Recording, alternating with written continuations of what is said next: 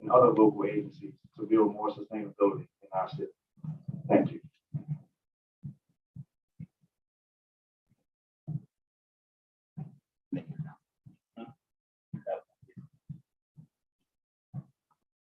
Good morning, everyone. My name is Damon Burns, CEO of Finance New Orleans. Welcome to our annual Investor Summit.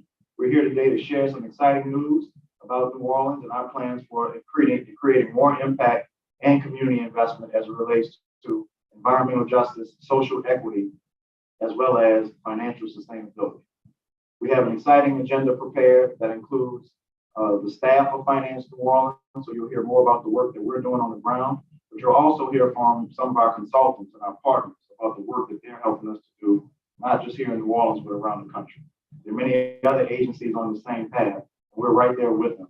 And we believe New Orleans deserves the best. So we appreciate your time and attention today. We're going to jump right into the agenda. First up, we have our Director of Innovation, Ms. Mashika Baptiste, and she's going to talk to you about our Resilient New Orleans Finance Plan, how we're working with the city and other governmental agencies to create more sustainability and resilient infrastructure across New Orleans.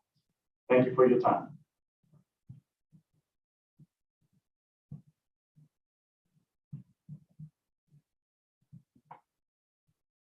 Morning. This morning we're going to talk about the Resilient New Orleans Finance Plan, and then some of the work that we've been doing since we launched the plan in 2021. Resilient New Orleans Finance Plan is a framework to coordinate the mobilization of public and private sector capital. These projects are going to be physically transformative, climate resilient, and socially impactful for the city of New Orleans.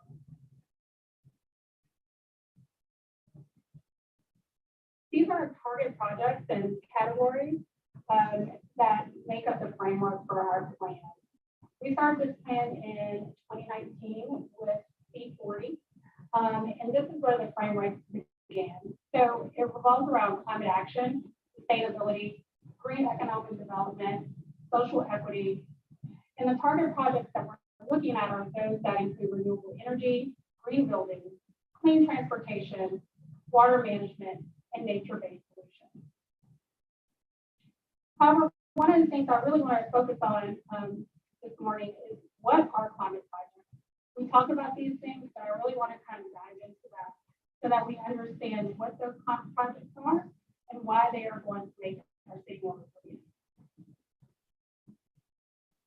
You see here, we have the emissions profile of the city of New Orleans, and that profile includes waste, transportation, and energy. We are looking at projects that are categorized in two forms, mitigation and adaptation. The mitigation projects are the ones that allow the reduction of GHG emissions or the sequestration of them. They focus on the cause of the climate change, and if you see here, I kind of have them listed as what they could be, such as solar, thermal, and photovoltaic installations, wind energy installations. Those are projects that replace fossil fuels for renewable and clean energy. Then we have the promotion of clean transport. That's supporting infrastructure for such things as electric vehicles and cycling and walking infrastructure. And then with the reduction of waste generation and increase of recycling. So one approach is mitigation of the GHG emissions. Another is the adaptation. These projects focus on reducing impacts such as waves, flooding, hurricanes, something we're really familiar with here in New Orleans. And they focus on the consequences of climate change. There's such things as nature-based solutions, so we're looking at parks, green rooftops, greenways, other green spaces that reduce climate risk. And then we have the implementation of flood risk mitigation, such as permeable pavers, rain barrels, French drains, rain gardens, along with the hurricane-proofing of homes and infrastructure. And we know that's important as we're going to start next hurricane season the next month. Now these projects, if we go back to the last slide, I apologize. These projects, if you look here at the mitigation and adaptation, at the city of Houston's climate action plan, they have actually used both mitigation and adaptation when it comes to their climate action plan. So they're using both waste solutions, renewable energy, but also flood-proofing trees and gardens in their climate plan. And so that is exactly the type of project that we're looking for here in New Orleans. This actually is a slide of Paris in their climate action plan. What they're doing is something called a 15-minute city or a hyperlocal city. And this is something where the model is where 15 minutes to get to anything that you need in your life, basically. And so that's anything from a doctor's office to school to grocery stores you're able to walk to or bike to in a 15-minute radius. This has enormous co-benefits. It improves the air quality. It's better quality for the life of the citizens. It gives more jobs, which we're looking to create as well, those green jobs, and more ecosystems in the urban spaces.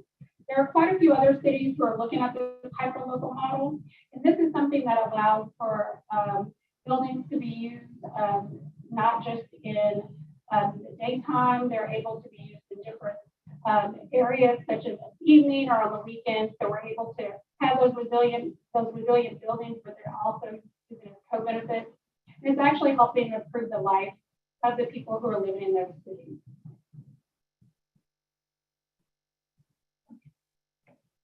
So why are we mapping these project pipelines? Well, one of the reasons is because our projects, we want to make sure that we are looking at environmental objectives that can help investors and say, come and see what the green assets are throughout our city. This helps our market efficiency through redirecting capital flows to more sustainable investment opportunities. Right now, our existing pipeline for bankable and investable green projects is acknowledged to be insufficient to meet demand for investment. So we came up through the Resilient New Orleans Finance Plan, a stepwise approach that will assist our working group members that consist of 14 public agencies in the development of green projects. We want these projects to be profitable, bankable, and deliver the outcomes in these impact areas. So here's our stepwise approach. So one of the starting points is, of course, the identification of emission sources and sectors.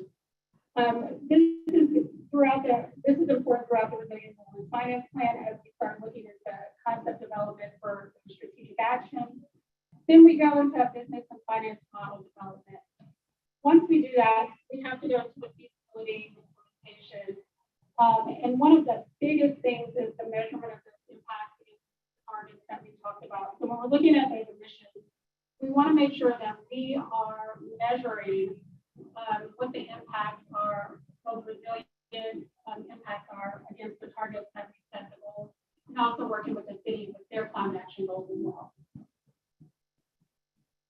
Currently, we do have a pipeline of projects that we have started developing, and these projects are really important to the goals that we have put in place.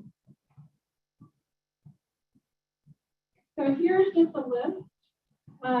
We developed along with C40 a process to collect that information.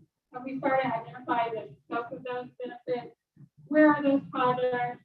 What are the barriers? And what are the next steps that we want as we move forward? So here is just a list.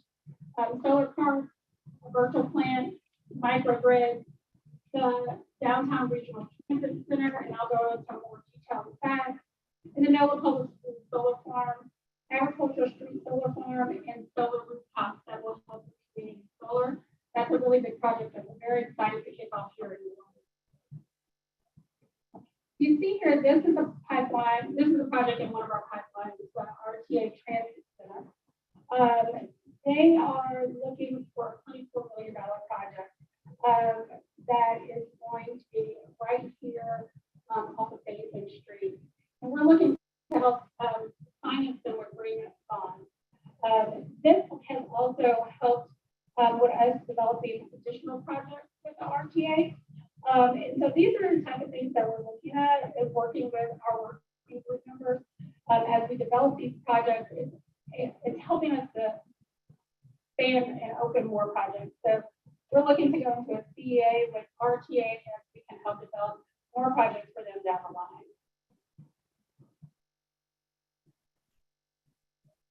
And one of the things that we're really excited about and to talk about today is the Resilient New Orleans Innovation Fund. This is a fund that we've decided to launch. It's a revolving loan fund that helps provide seed funding for innovative projects and companies, and also developers that fit into the sectors that are in that Resilient New Orleans finance plan. They're going to be based around these key themes: climate action, green economic development, sustainability, social equity, and economic justice, as well as enable companies to develop innovative projects that meet the needs of communities. This fund, we're looking to start it off with $2.2 million in assets. This is to provide pre-development capital, seed funding, potentially equity guarantees, and partnering with developers in real estate equity projects. We're looking for this to help job creation, to help keep pace with great innovation and new projects throughout the country, and then stimulate the economy by investing in these startups. And of course, train new business leaders and create larger skills and talent pools here in New Orleans. We're going to announce the launch of that fund in the next couple of months. But we just really want everyone to understand all of the things that we're looking for under this Resilient New Orleans finance plan on the infrastructure and innovation side. Thank you.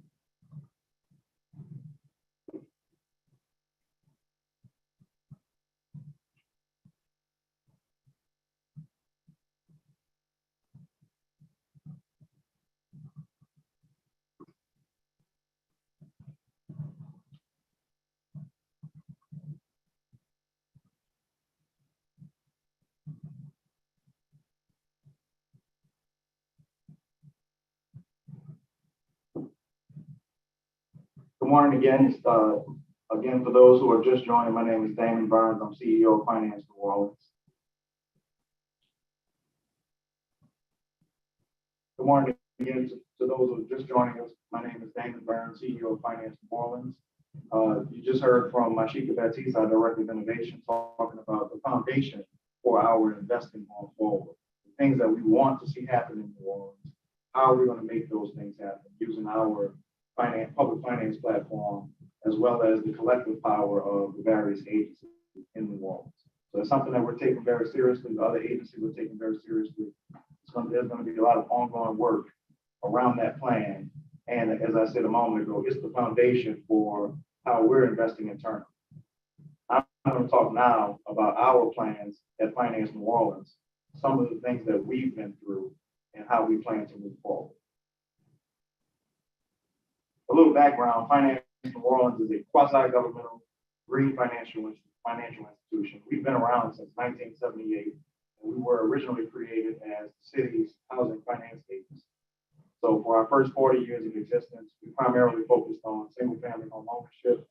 Many families in New Orleans know us for helping them get into their first home, as well as putting them in position to buy future homes or bigger homes that would elevate their families.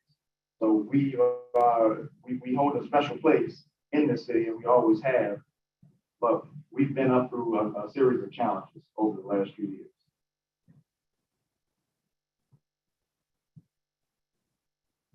We've been through many disasters, beginning with Hurricane Katrina in 2005. Then we had the Great Recession, then we had the BP oil spill, then we had a number of other natural disasters, and then ending with the pandemic just a few years ago. So it's been issue after issue that we've had to overcome. But Katrina took the biggest toll on us. We had a portfolio or asset base of $395 million prior to Hurricane Katrina. 10 years later, that asset base was narrowed down to about 30 million. And when we started this process of becoming a more environmentally climate-focused institution about 6 years ago, we had to figure out, well, how do we rebuild ourselves? How do we create impact when we don't have the same financial capacity that we once had? So it left us in a bit of a mud for a while, but that's where the creativity is born. So we came up with a new vision while being in that distressed state. Next slide, please. The first thing we had to do was come up with a new vision for not just our agency, but the role that we play in New Orleans. So we want to see a resilient New Orleans with opportunity for all. And we created 4 strategic plan goals based on that one high level goal. Those goals are to use climate resilience to physically transform New Orleans, to create education and economic opportunities, to build public wealth for community reinvestment so that we do have the capacity to help the community. And then also we want to grow as an agile and innovative organization. Usually the term innovation and government, it often does not go together, but we see it differently. We want to be leaders in terms of the thought process that is needed to help create new products, new impacts for our community, because there are always issues. We're always hearing from the community. So we're on the ground floor. We want to use that opportunity to be innovative along with our private sector partners. We've also created 4 core service areas to deliver this new impact. Sustainable home ownership is what we've always been known for, but we put our sustainability tag on. We now offer green mortgages to homeowners who are looking to invest in homes, but also make them more sustainable.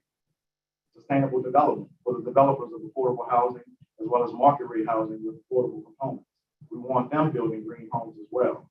And we're providing them with bond financing, as well as tax exemptions and other public financing tools. Resilient infrastructure and innovation, those are our new areas of operation. That's our green bank side. And those areas are not too disconnected from housing. Infrastructure is needed around all the housing that we want to see built. So all the infrastructure, the types that Ashika just talked about a few moments ago, we're going to be providing our services, our bond financing capabilities, our property tax exemption capabilities to bring those projects to bear.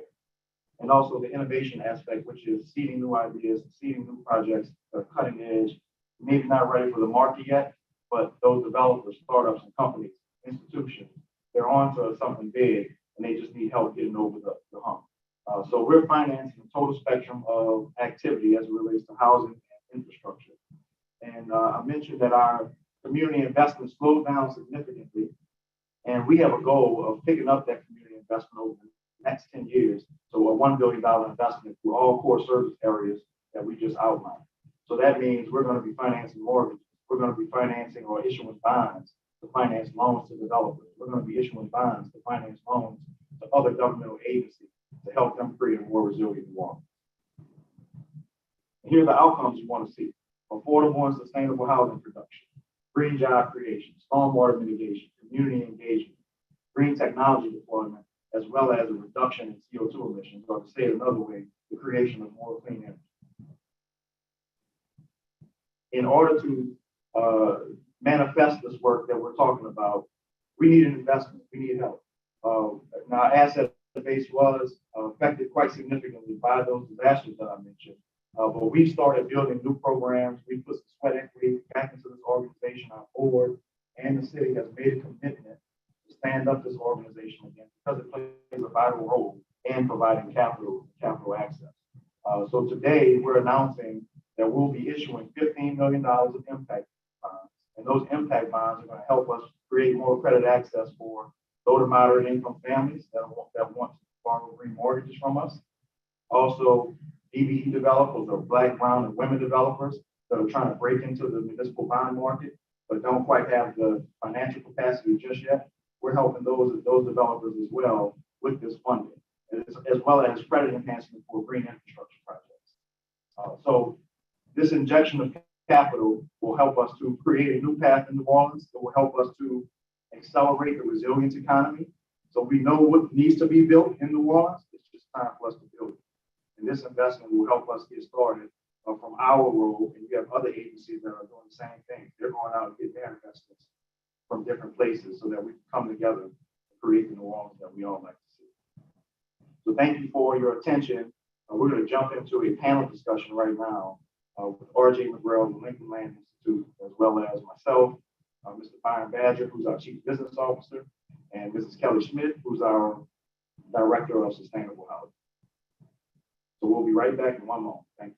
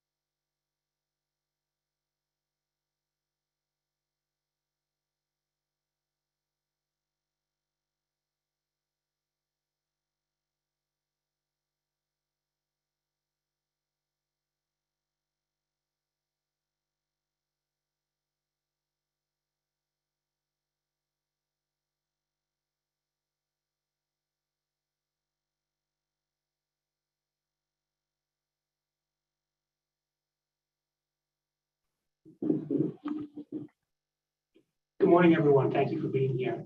My name is R.J. McGrail. I'm Senior Fellow at the Lincoln Institute of Land Policy. We're a Cambridge-based land use policy think tank. And we are also, I'm also the principal investigator on one of our newest projects, the Accelerated Community Investment Initiative. Finance New Orleans is part of our cohort, the National Community Practice, seeking to connect impact investing, public finance, and community in ways that plus up the impact of those programs on people and places around the country and here in New Orleans as well. I'm thrilled to be here to moderate this discussion with David and his team. And I think what we'll do to start is, you've already all met David this morning, but I'd like to ask him to introduce his team and then we can get into the conversation. Thank you, RJ. To my left is Mrs. Kelly Schmidt. She is our Director of Sustainable Housing. Kelly, you'll hear from her in a moment, but she focuses on managing our pipeline of projects, managing the staff around moving projects from A to Z, and she plays a vital role in our partnership engagement process as well. To my right, Mr. Byron Badger, and he's our Chief Business Officer. And Byron is our Chief Business Officer, and he focuses on our day-to-day operations, our financial management, as well as everything else that needs to happen in the shop. So we're here today to talk a little bit more about what our goals are, and you heard it in the presentation. And you know, we have a team, and it's not just us, but they're a team of people that are New Orleanians that are committed to making the investments that we'd like to see in New Orleans. So you know, we're here talking about our professional roles, but there's a lot more behind the work that we're all doing. And many of us have backgrounds in banking. We have backgrounds in development. We have all types of industries that we've brought together to do this work. Thanks, David. That's a great segue into the way they want to start the conversation, is to ask you, Damon, to talk a little bit about the context and set the stage for finance solution and repositioning the market here in New Orleans. How'd you get here? You personally and the organization organizationally. What were the driving factors, the things that you've heard from stakeholders in the community, in the business community, in the resident community, that suggested this new path for Finance New Orleans, for this community and for the state? So let's start with that context, if you don't mind. Well, on a personal note, I began working with Finance New Orleans many years before I became an employee of Finance New Orleans. I have a background in public finance. So I was working as a banker on some of their projects and had an opportunity just to hear from the director at the time, the board at the time, some of the issues that they were going through. And had an opportunity to work on some of those challenges. when the opportunity to become director of the agency came about, I had some familiarity with the agency and I had some understanding of what they were going through in terms of trying to stand up the agency or reinvest in the agency. So I had a little bit of a head start personally coming into it, but also building a team, attracting the type of talent that we have, like Byron and Kelly, to the organization has been the focus, because it's really about the people. And we hear a lot from the community. Our phones ring every day. We're out, and even when we're out as individuals, we get pulled to the side and say, "Hey, I want to buy a house," or "Hey, I'm looking for more information from Finance New Orleans because this is going on in my community. We need more investments in sustainable homes, so we need more parks. The water in my neighborhood is an issue. So what are some of the things that we can do?" So, we always get the information from the community. It's really about us coming together to act on it. So our staff is calibrated around what the community needs. And it's something that is historically going on at Finance New Orleans. It didn't just start with us. So we just picked up on that tradition. Thank you. Kelly, I'd love to kind of have you hop in here to talk a little bit about your work. Right, you're talking to folks, you're hearing about needs and priorities in town, and then you're designing a suite of programs for customers on the development side. Mortgage holders, folks in their homes trying to get rainwater barrels, permeable surfaces. I don't want to steal your thunder, but I'd love to hear a little bit about your work on the program side to implement the kind of grocery store conversation that Damon just laid out, where you're hearing from your friends and neighbors about their needs and trying to put together a program model that meets those needs in a way which is impactful as it possibly can be for people in place. Thank you. So that's correct. And the key to our success is just that, identifying trends, meeting the needs of community developers and also businesses. Our goal now is all about resilience and sustainability. We want to be the finance authority of choice. We want to provide excellent customer service because our new programs now are open up to a population of existing homeowners, which historically has not happened in the past. We want the community and businesses to come back to us for their needs. It is important that we have developed a model that we are now focused on education with the community. We're focusing on education with developers and also businesses on the importance of where resilience comes in, which is something that's not here yet in New Orleans. Our programs, we've been working to identify trends and of course needs based on feedback that we hear from all involved parties. Recently with that, we've created the Green Mortgage Program, which is not only for single-family homes, for first-time home buyers, but also existing home buyers. It also includes energy efficiency improvement, which if you're from the South, you know just how important that is now. Solar panels, sustainable roofing, all of that now is coming to life. And there is a need. And of course, there's a financial need, and we want to be the choice to provide that need to the community. We're also looking at needs of developers. Green bonds. How can we increase the number of affordable housing units? But also, how do we help local developers make those affordable housing units sustainable? Right? We want renters to have the same sustainability as homeowners do. So that is our goal and focus is education and creating new programs for everyone, not only just the community, but developers, and then get those programs out and accessible to everyone out there that has access, and that we can all be a success within the community and the city of New Orleans. So,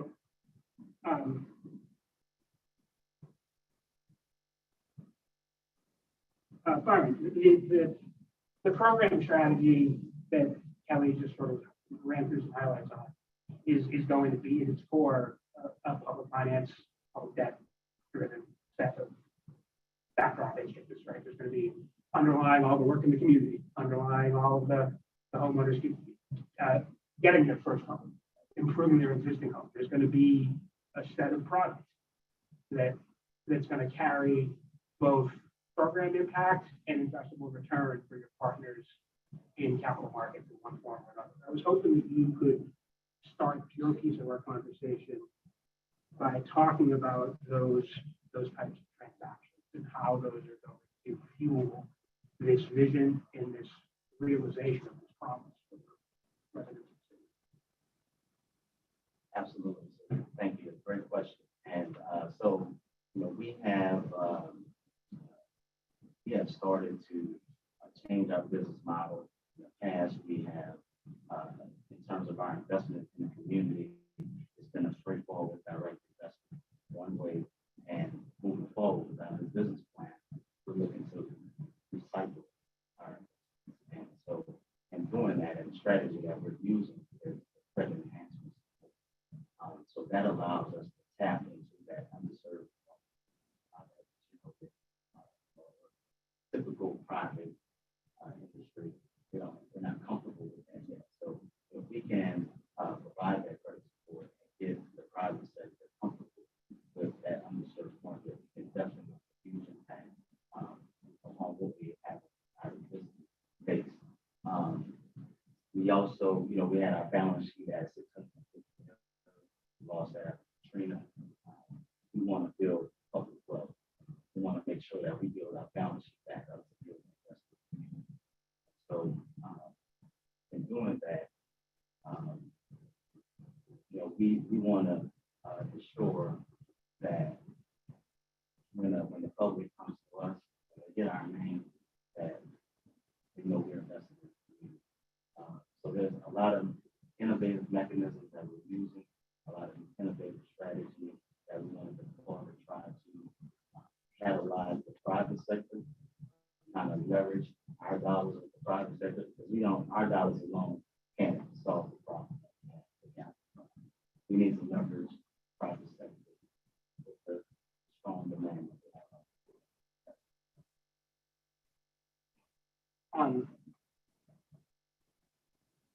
have. The developer question, the multifamily products in particular, are for me something that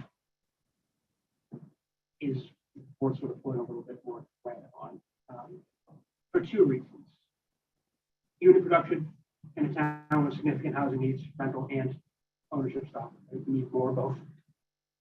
But your decision collectively as a team and an organization to focus not only on capitalizing those transactions, but being attentive to who does that work, who swings the hammers, who in the local community gets access to the capital that you're able to be a conduit and a conduit provider to in one form or another. I think is an interesting piece of the story. And I'd love to have Damon or anybody who do around the group now that everybody's had a chance to that extent. I'd love to hear a little bit more about your aspirations in that regard. You spoke about local, right? You go about, you provide quality rental stock, you give people a start to work towards homeownership. But if you provide development finance opportunities that get local contractors and that get local workers the opportunity to earn living wage jobs in the construction trade and the opportunity to be part of the supply chain around the construction of those new multifamily. I think it's a very interesting piece of your strategy that I know I want to hear a little bit more about, and I think it would be interesting for the potential investors and partners on the call to hear some of that. We see ourselves as the gap filler. There are many holes in the system that we operate within in this country, and a lot of people feel left out, particularly in this community in New Orleans. A lot of people feel like they have not participated in the American story, the growth of America. So a lot of times the policies that we have at the local level, at the state level, and at the national level prevent community involvement in projects, or there just isn't a serious enough will to do it.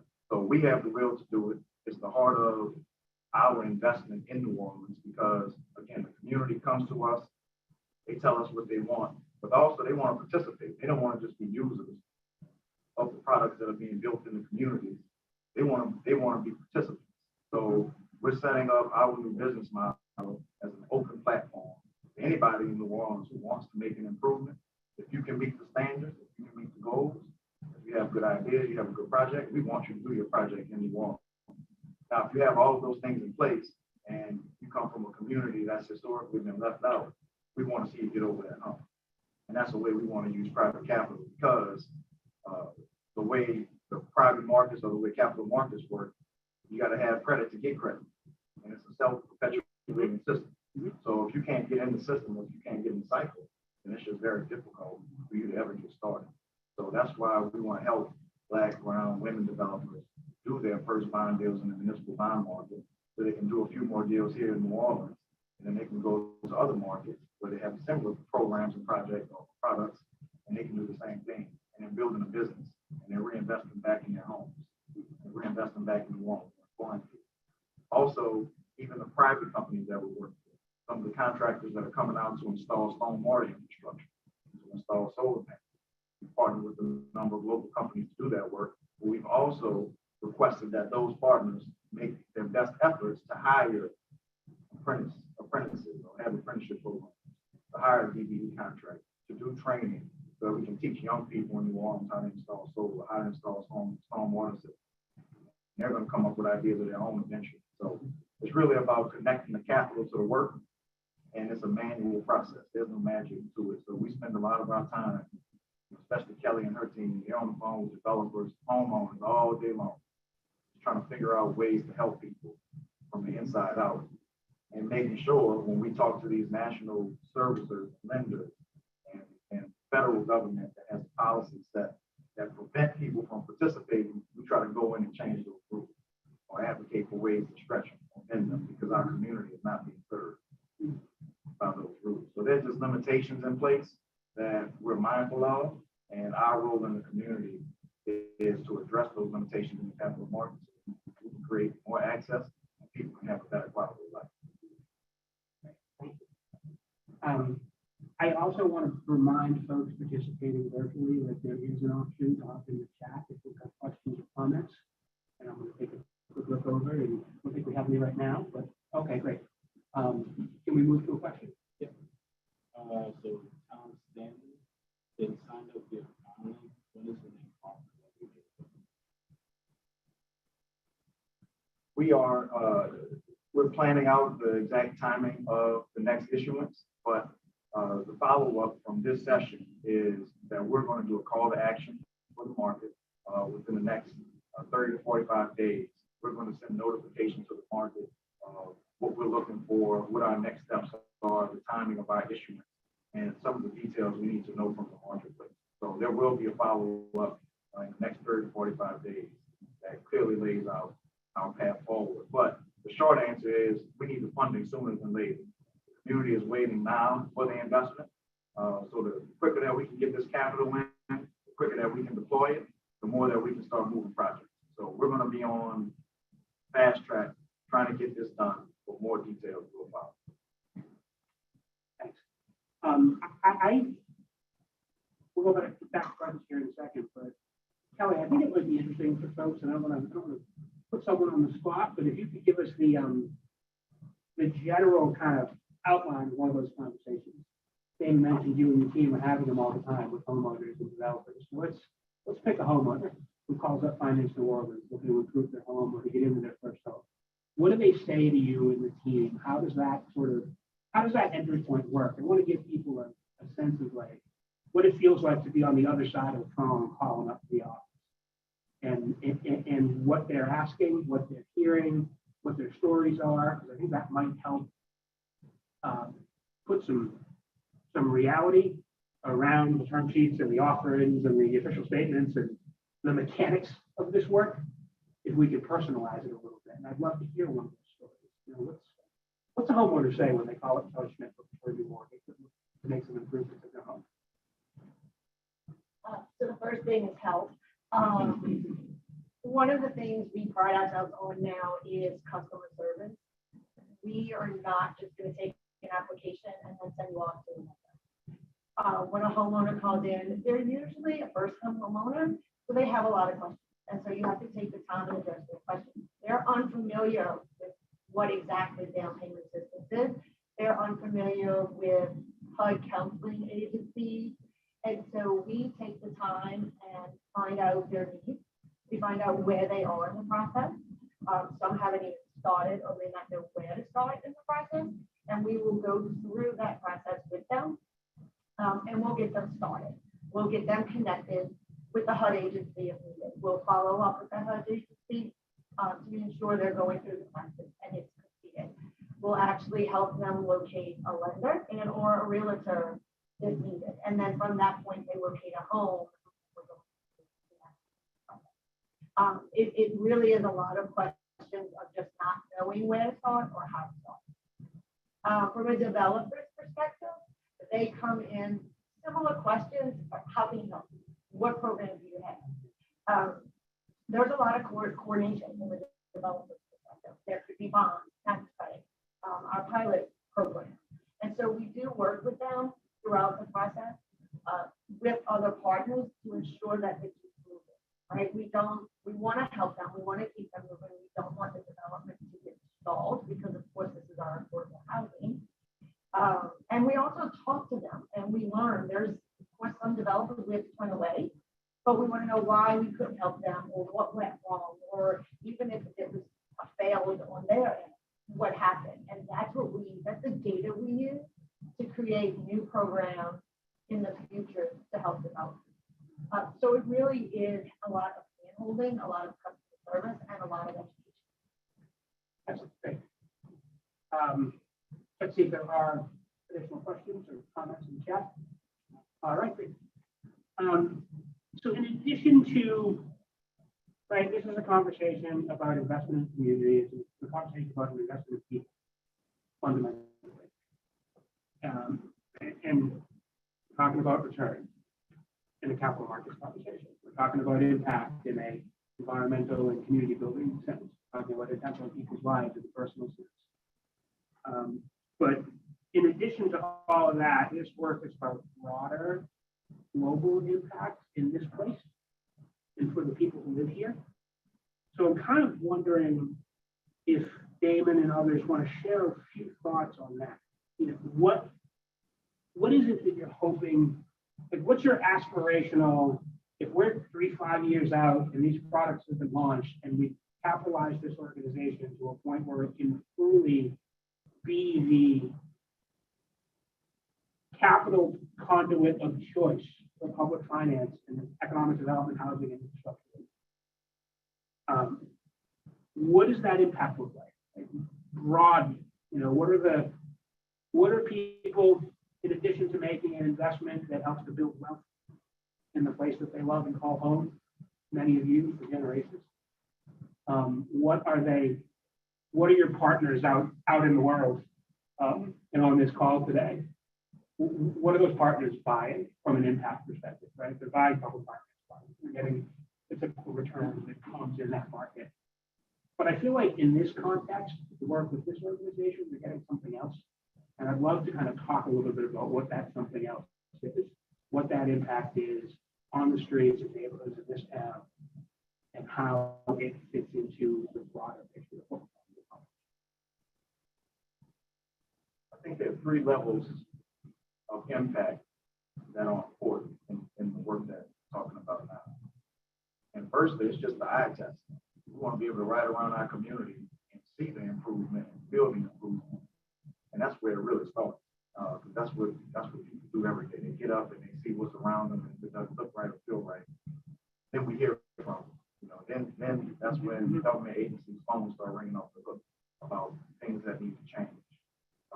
So I think that's the first layer. Then you can dig deeper into the metrics of the environmental impact that we like to create that are protecting New Orleans from natural disasters, from the climate. We live in a vulnerable space and a vulnerable geography. So if we're going to be here, we got to protect ourselves, just as any city on water that deals with water. And we're not the only ones. But we do believe, because we're in a vulnerable space, we have a lot of experience dealing with these issues. So after going through many situations, we know what we want. We know what we need. So impacts that are needed are pretty clear as it relates to protecting our physical environment. But then the most important part of it is the people. And are we changing people's lives? Are we helping people improve their situation either through buying a home, helping them do their first development deal where they got into the bond market, or helping the city of New Orleans solve a problem using green finance that they've been struggling with for years, that will ultimately benefit the community around the area that's being invested. So there's physical value to what we're doing. There's some data value where we can talk about, all of the collection metrics, et cetera. But at the end of the day, it's about quality of life for the people in New Orleans, and connecting this capital in a meaningful way. And not just to say we're helping to get people wealthy or helping them make them rich. We're just helping them take a step up in their lives so they can keep stepping up. And that's what we hear a lot on the phone from families when they call, say, oh, when we see them in the streets, and they say, hey, you helped me get my first home. When I bought my first home from Finance New Orleans in the 80s or the 90s, and it helped me get my second home, or it helped put my family in a better position. We hear those stories all the time. So this work is really about, or the investment that we're asking you to make in us, is really about making an investment in people in New Orleans so that we can continue to improve the quality of life. And this is a special place.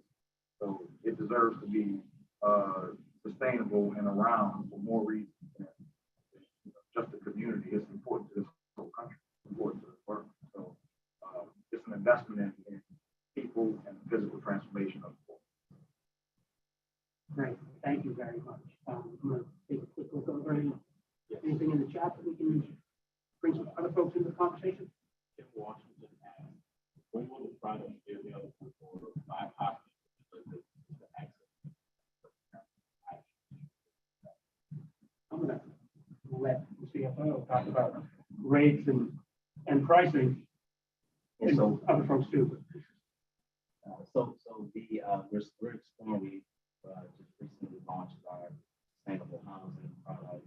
We launched our sustainable development product, and that's why we're here today, as I mentioned earlier, to leverage the private capital along with our capital. We want to invest our own capital and our own reserves to be able to kickstart our credit enhancements, to be able to launch those additional products that help those underserved markets that we mentioned earlier. We're actively engaging in those products. We've been throwing thoughts against the wall, and we've been doing that the past couple of years, and now we're ready to start. We just need that capital to help us do stuff. And I'm going to borrow the customer service commitment of Finance New Orleans and ask who she was watching the call to get more detailed information about her, about ways that she might be able to engage. Kelly Schmidt, I'm a guess. All right, so out there in the world, please call Kelly Schmidt if you want to get some more information about those products. Anything else, Charles? Okay, great. So we're going to move towards closing. What I'd like to do there, please, if you have other questions or comments, drop them in the chat. We will have a little bit of time on the tail end of this. But I'd like to ask Damon, Byron, and Kelly to all tell us a little bit about what brought them through the doors the first time. What about your town, as three people who live here and are deeply rooted here, what about your town and the opportunity to kind of pursue this public finance driven strategy to help your friends and neighbors access greater opportunity? You know, what brought you through the door, either when Damon or his predecessor, depending on your timing of joining the organization, sat down across a set of chairs like this or a desk in an office and said, hey, I'd like to come be a part of it. Like what made that decision easy for you? And what do you hope that all these folks out in the world participating in the call today hear about your town and you that can help them understand why it is so vitally important for them to come in and be partners to y'all in this work? And we'll start with time. Well, yeah, so I've been born and raised in New Orleans. I left the city for 2 years and was able to move to Indiana. And I would always get the question of why do we live down there in New Orleans? Hurricanes, flooding, low sea level. I can't imagine why you would thought in hearing that, it's like, it's a beautiful city. People, culture, music, and the gamut. And I travel around the U.S. and, you know, every time I say I'm from New Orleans, it's like, wow, love the city. But that struck a nerve when they would say, why would you want to live there? You know, so, and I've come from my experiences in the private sector, 10 years plus. So in having a conversation with Damon and seeing the work, the business model, vision that he had, transforming the city, helping the community, it was kind of a no-brainer. To wake up and just see the impact and feel and be involved in it, it was great. I enjoyed my career on the private side, a lot of number crunching, but now it's more about impact.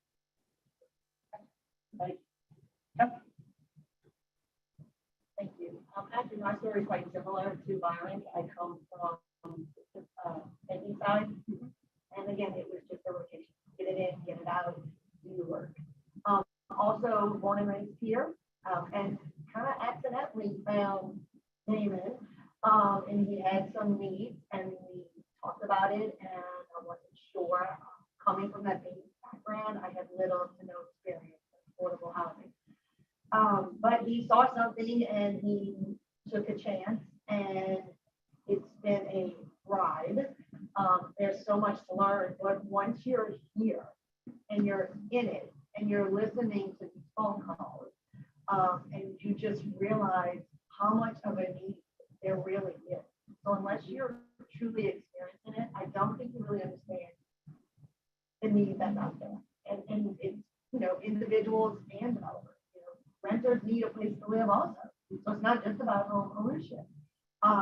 You know, I want to drive down that street, see that downtown with finance New Orleans logo. I want to see those solar panels and have that finance NOLA logo. I want 5 years from now someone to call back and say, hey, I took your green mortgage out and I'm ready for house number 2.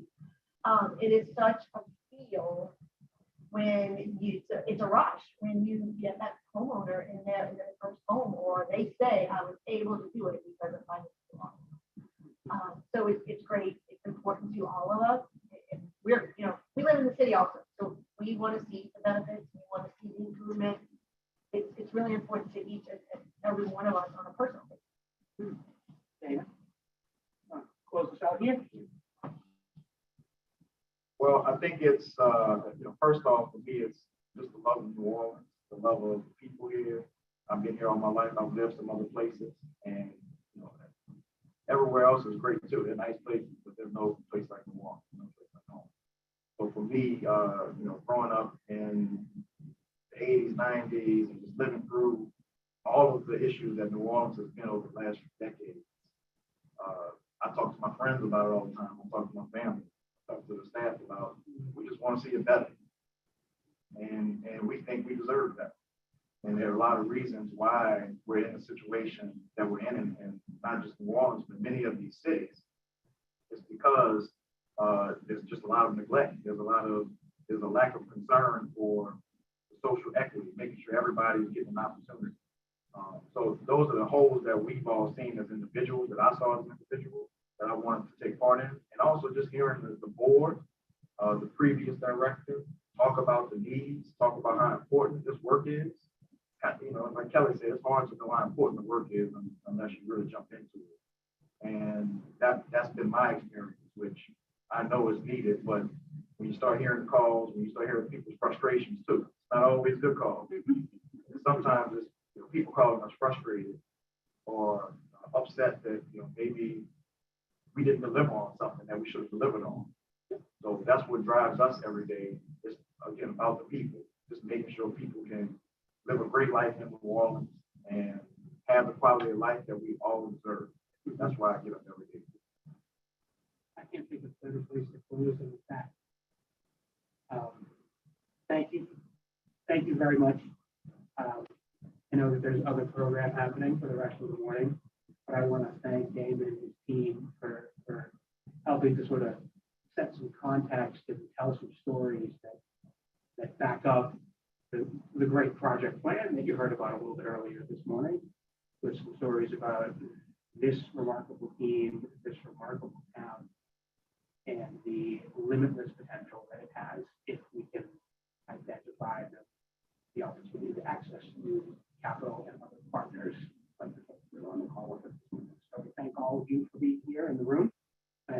everybody out there for joining us for this segment of the conversation. And we'll be back to you momentarily with the next piece of the agenda. Thank you very much. Thank you.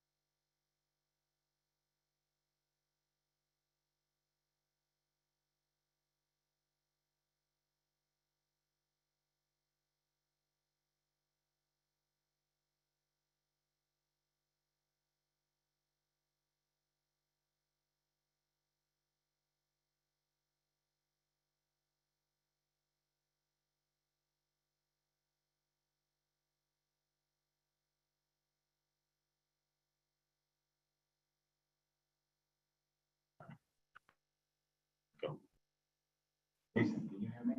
We're just trying out a new mic here.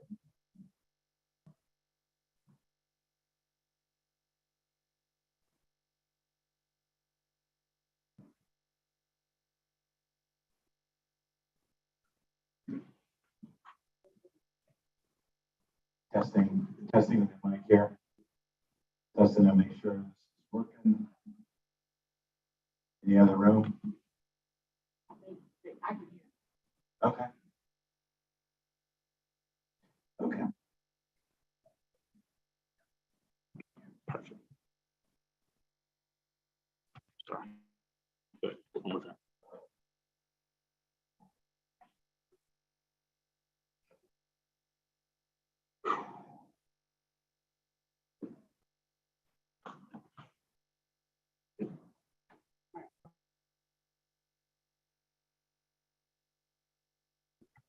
All right. Testing the mic here. Testing the mic. Yeah, I'm gonna go to slides. You have the new slides in your email. Yeah. Good, perfect.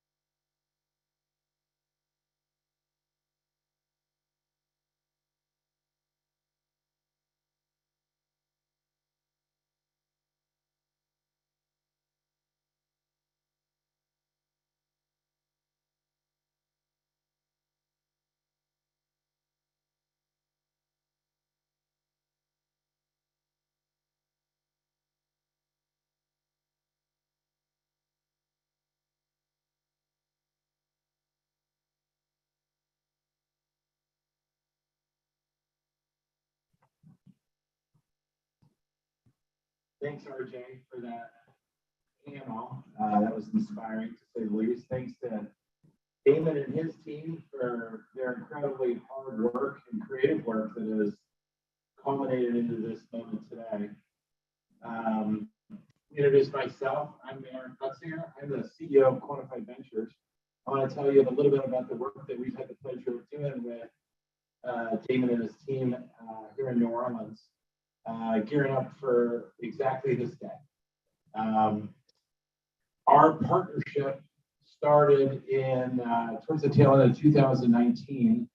We had the great fortune of working with the Mississippi River Cities and Towns Initiative with some funding from the Walton Family Foundation and the McKnight Foundation to launch a competition for all the cities and towns along the Mississippi River to receive some technical assistance from Quantified Ventures to help structure some creative and innovative financial structures to move the impact needle across social, environmental, and health outcomes.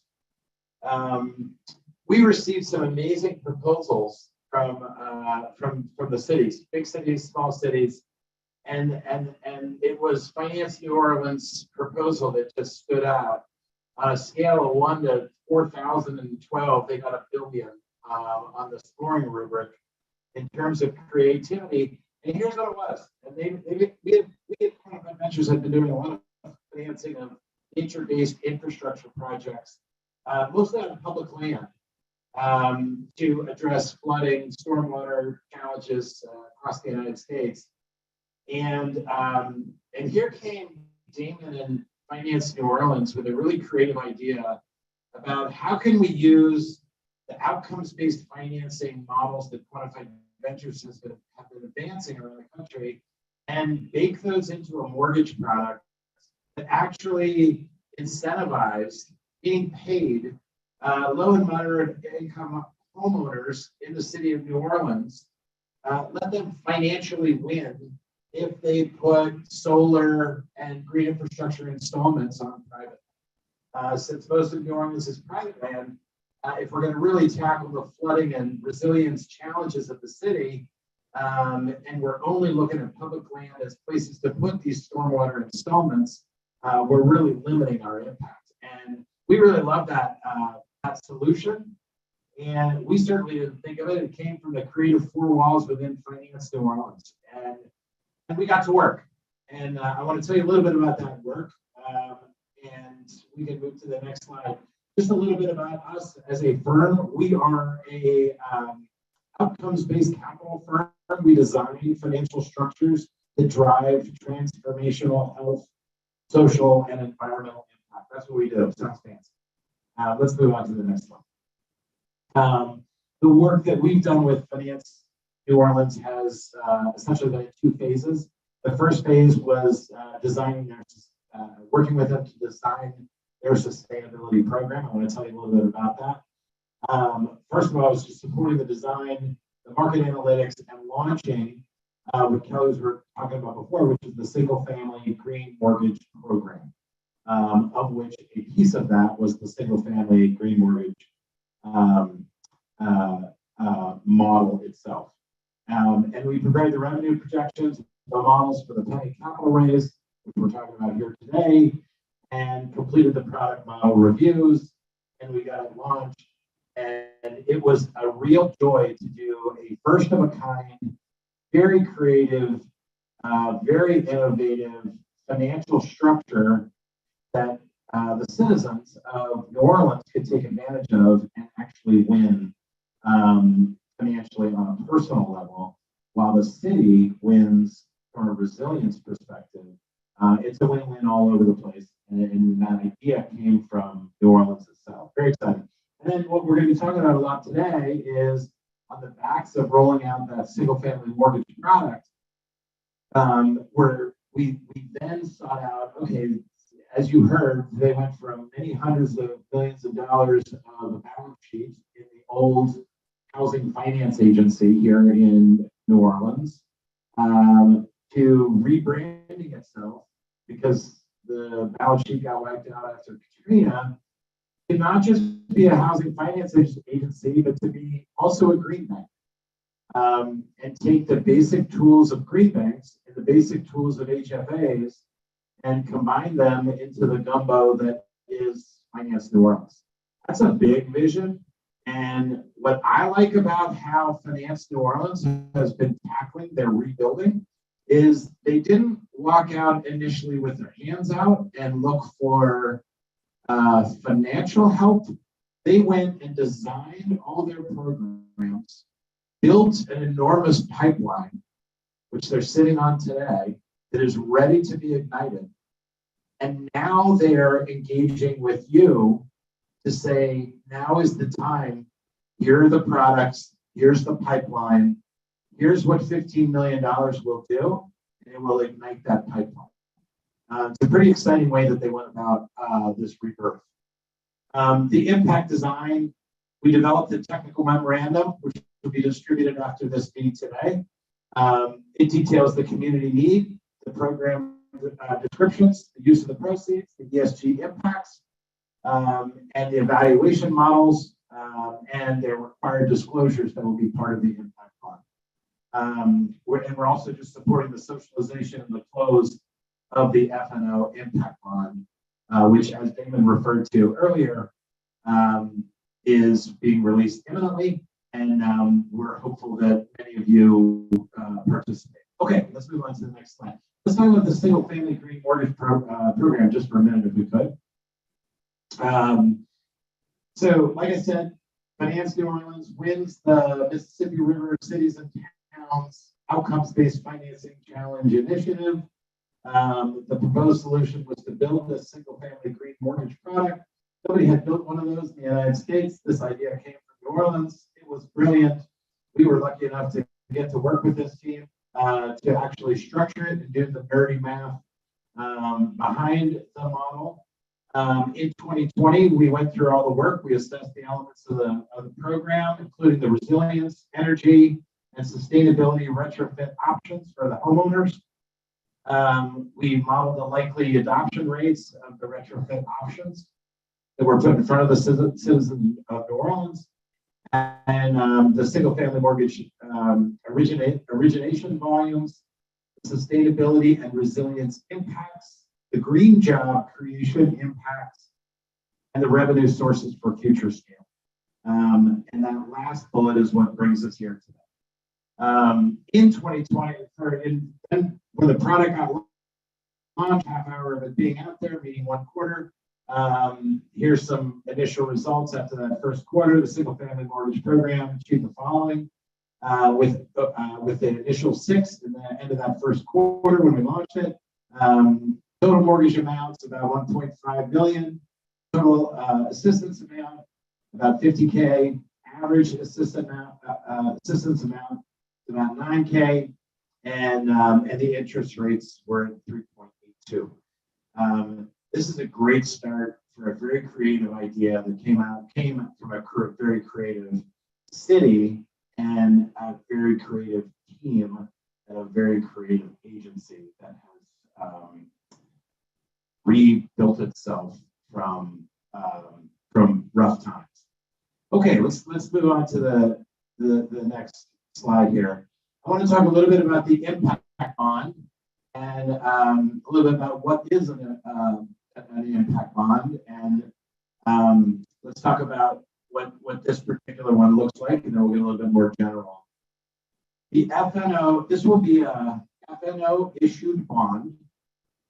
It will rigorously quantify and report impacts for investors in New Orleans. Now, this is really important. So, in standard municipal bonds, as we in the industry know, there's not a lot of disclosures. There's not a lot of promises for rigorous measuring of what happens with those dollars. Meaning, we're all hoping that when we float bonds and we have the proceeds and the city does the thing, that the outcomes will happen. Not just that the thing will get built, but the outcome will happen. But municipal bonds, as they're currently structured, they're currently disclosed, and green bonds as well, they don't take that last mile to say, hey, we're going to not only promise to get the thing done, but we're going to do a few things along the way. And this is what impact bonds do. They predict the amount of outcomes that will generate from building the thing. The use of the proceeds will pay for the thing that we're hoping will create the outcomes. So let's predict how many outcomes will be produced. That's number one. And number two, let's disclose in the bond documents how we're going to measure that, right? This is how we're going to count and evaluate how much goodness got created in the city of New Orleans as a result of this bond. And number three, how are we going to publicly report that to investors, citizens, and shareholders around the transaction? So if municipal bonds are a lot about intent, green bonds are a lot about intent, and environmental impact bonds help those structures go that extra mile to actually predict, measure, and report what happened on an outcomes basis. Let's talk about some of those predicted outcomes for this particular bond. In the couple different buckets, affordable mortgage and climate resilience retrofits for low credit borrowers, single family green mortgages created, we are predicting 500. And by the way, all of this math is in the preliminary technical memorandum, which will be distributed to all interested parties wanting to step into this innovative and once in a generation opportunity to be a part of this bond. And then the second sort of bucket of outcomes that we'll be tracking are the financing for disadvantaged business enterprise developers of affordable housing, DBE developer deals 20, affordable housing units consolidated 1,440. Okay, a lot of detail there on that slide. All of this is detailed again in the preliminary technical memorandum and with the narratives that come with it. Environmental outcomes will quantify the CO2 reductions and stormwater mitigation as part of this. So you're not only getting the project, you're getting, here's what we hope happens, here's what we think is going to happen, here's how we're going to measure it, and here's how we report publicly how well the realities actually match up with our prediction. Enhanced impact disclosures, again, moving municipal bonds and green bonds forward to additional disclosures. Investors want that. ESG investors want that. That is where the world is going, and that is where Finance New Orleans is leading. Finance New Orleans EIB framework is compatible with ICMA green, social, and sustainability bond principles and UN SDGs. Okay, let's move on to the just a little bit about previous impact bonds that have been released recently of other similar sized cities. Meaning this isn't a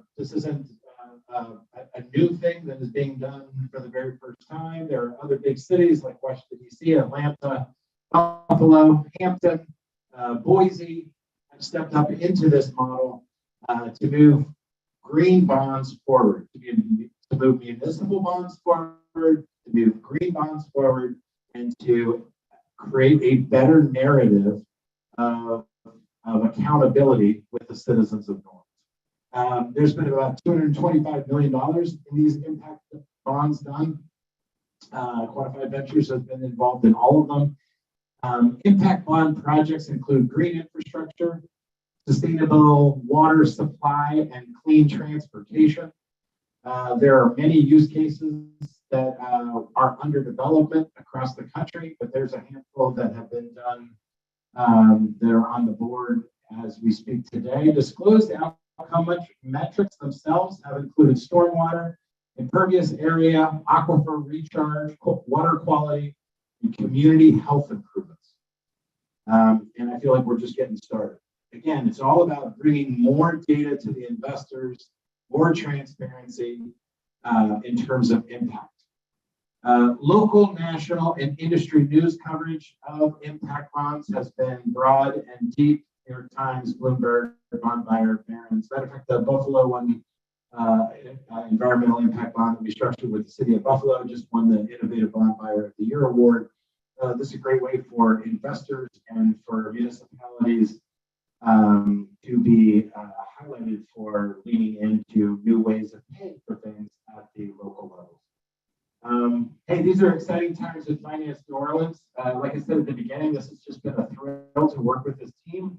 The smarts, the hard work, the relentless pursuit of rebuilding the city is just second to none, and just an honor to be a part of. Thanks for letting me chat with you today, and I'll be around for other questions.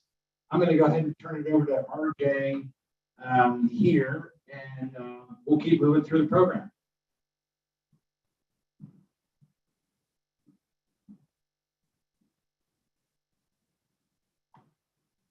RJ, you're up.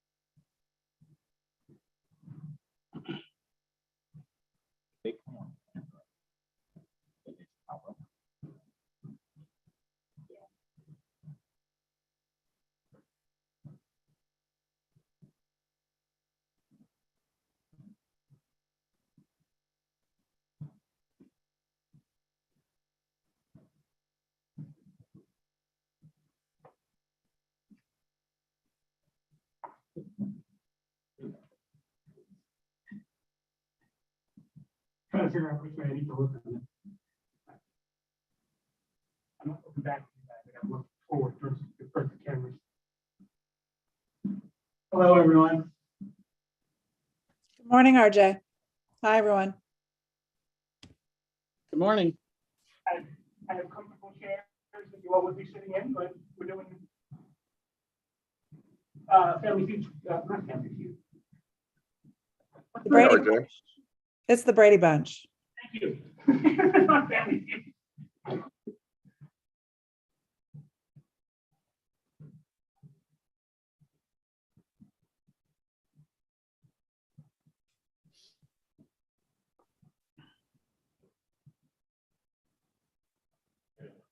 Great.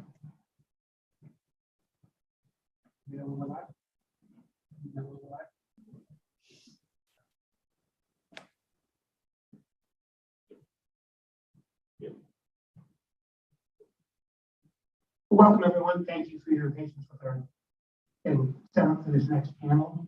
Again, my name is RJ McGrail. I'm a senior fellow at the Institute of Land Policy. I'd like to introduce my fellow panelists up on the little screen here in the room and on your screen at home. Siobhan Foley from C40, Alex Craigie from the American Green Bank Consortium, and Colin Longcamp from the Cities and Towns. What I'd like to do is to ask, starting with Siobhan, each of our panelists to share a brief introduction of them, and then a little bit of an overview of the work of their organization. So we can go to Siobhan first. Okay. Thanks, RJ. Hi, everyone. This is my first hybrid panel. It's very interesting. So I can't see everyone in the room, but hello to all of you. I work with C40 Cities. We are a global network of 96 cities worldwide that are taking urgent action to confront the climate crisis and create a future where everyone can thrive. The City of New Orleans and Mayor Cantrell are members of C40.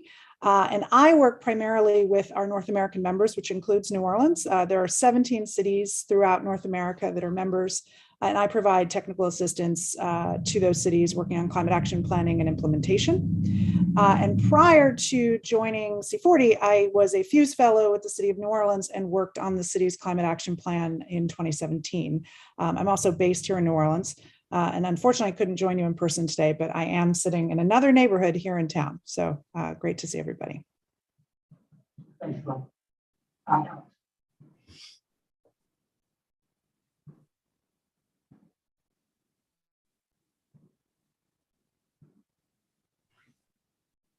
RJ, did you say Alex?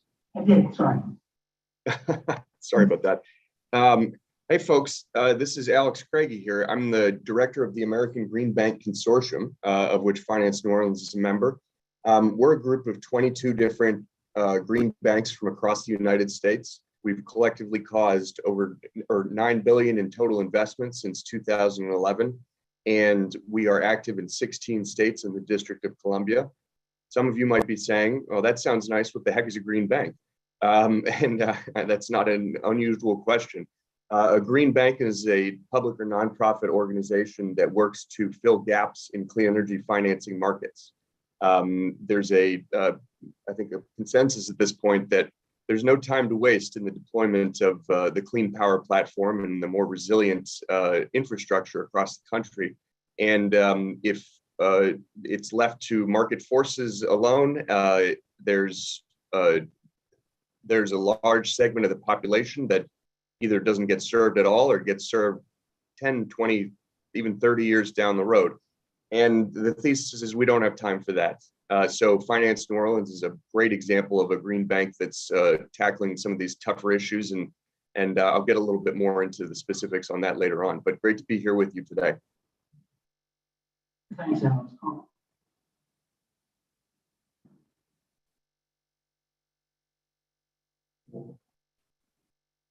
Did you say Colin? I did. Okay, sorry. It's very hard to hear you. I apologize. Well, I'm so glad Alex asked because I didn't know who was up next after that either. Good morning, everybody. My name is Colin Wellenkamp. I'm the executive director of the Mississippi River Cities and Towns Initiative. We are an association that was just mentioned by Eric Pletzinger in his presentation. We're the partner group that partnered with Quantified Ventures and Finance New Orleans and the city of New Orleans to create the Environmental Impact Bond Challenge opportunity that the city of New Orleans won, and hence the Finance New Orleans project developed the EIB around. So we were very excited to be one of the operating partners for that opportunity. We're an association of 101 cities along the Mississippi River in all 10 states. So your geography, if you're going north to south, it's Bemidji, Minnesota, all the way to New Orleans, Louisiana, and 99 other cities in between. We're headquartered in St. Louis. That's where I'm coming to you from now. And we are led by two co-chairs, the mayor of Memphis, Tennessee, and Greenville, Mississippi right now. And basically the mission of the association is to bring a global and national resources and assistance to the Mississippi River corridor. The Mississippi River is the nation's most important working river, and ecologically, it is one of the most important drinking water sources of North America and ecological assets of the planet. We are part of the largest navigable river basin on Earth, and 1 in every 12 people on Earth ingest food made from commodities produced in the Mississippi River basin. But we don't just do stuff that's wet. Our mayors are, of course, concerned about everything that transects a city, not just water, but also housing and neighborhoods, communities, homeland security, tax issues, and especially in New Orleans respect, it is resilience, mitigation, adaptation, and climate performance, as the whole lower coast area of the Delta basically gets the trifecta. They get the named storms, they get the ocean level rise, and they get the Mississippi River doing what it wants to do on its way to the ocean. So 3 major hazards all in that region, also making Louisiana a very unique place. And then it's the only state in the union with 13 micro basins that have to be managed. And no other state has any kind of water challenges, resilience and mitigation challenges like that as we go into our new climate era. This really brings in new challenges. How do you innovate around communities? How do you transform housing, make it more affordable, make it more resilient, and make it climate perform into the new climate era? And most of all, how do you make all of those benefits accessible to folks that have economic challenges, that have been dealing with challenges ever since 2005? How do we bring those neighborhoods up, and how do we continue to pursue prosperity for them in new innovative ways that can sustain the impacts, the new level of historic impacts that we're dealing with? And that's really the model of the compelling human need of New Orleans all the way up to Bemidji, Minnesota. I guess the unique message here is Mayor Cantrell is part of this larger river family that all of the cities north of her are working with her to mitigate risk and increase her resilience for her. As they send water and more risk down, they want to absorb more of that in place in their cities before sending it to New Orleans. So we're all in this together. Very excited to be part of the Finance New Orleans effort here and the EIB. Thank you, Wilmer. And thanks, Colin, for segueing us nicely into each of your organizations' work with FNO, sort of question that we were hoping to start our conversation this morning with. And in that spirit, I'd like to ask all three of you to talk a little bit with a little bit more specificity about your partnerships with Finance New Orleans. Earlier this morning, Sorry, RJ, can you hear me? Apparently they can't hear you. Can you guys hear me? We're going to need a little louder voice so we can hear you. Okay, is that better? Looks like Savon said, yeah, the guys that It's a little better. If just the mic, I think you're moving a bit and the mic kind of doesn't pick up. So maybe. Could each of you share a little bit more about your work specifically with Finance New Orleans? Like to hear a little bit about their positioning within the broader national context of green finance, impact investing, community investment, and in particular, having heard from the team at the agency this morning about these opportunities, talk a little bit about your specific work with the city and with FNO, and how your sense and assessment of their promise as an investment partner to move forward on that 4-5% future for residents in this town. Sure, I can go first again if that works. So specifically with C40's work, my history with FNO dates back to when I was working with the city of New Orleans. I actually, when we released the climate action plan, Damon invited us to share that with the board at FNO and to really go through the city's priorities and goals, which was a terrific opportunity early on in our outreach with the plan. And I think also was a really critical opportunity for FNO as FNO was thinking about its future and how it really wanted to have the most positive impact and play a critical leadership role in New Orleans. And so I think that was an earlier engagement, and my printer has started going while I'm talking. So my apologies. I don't know if you can hear it, and it's a ghost thing. I don't know why it's decided to go now. Let me just attempt to turn it off. Sorry about that. It's still going. So I'll just keep talking.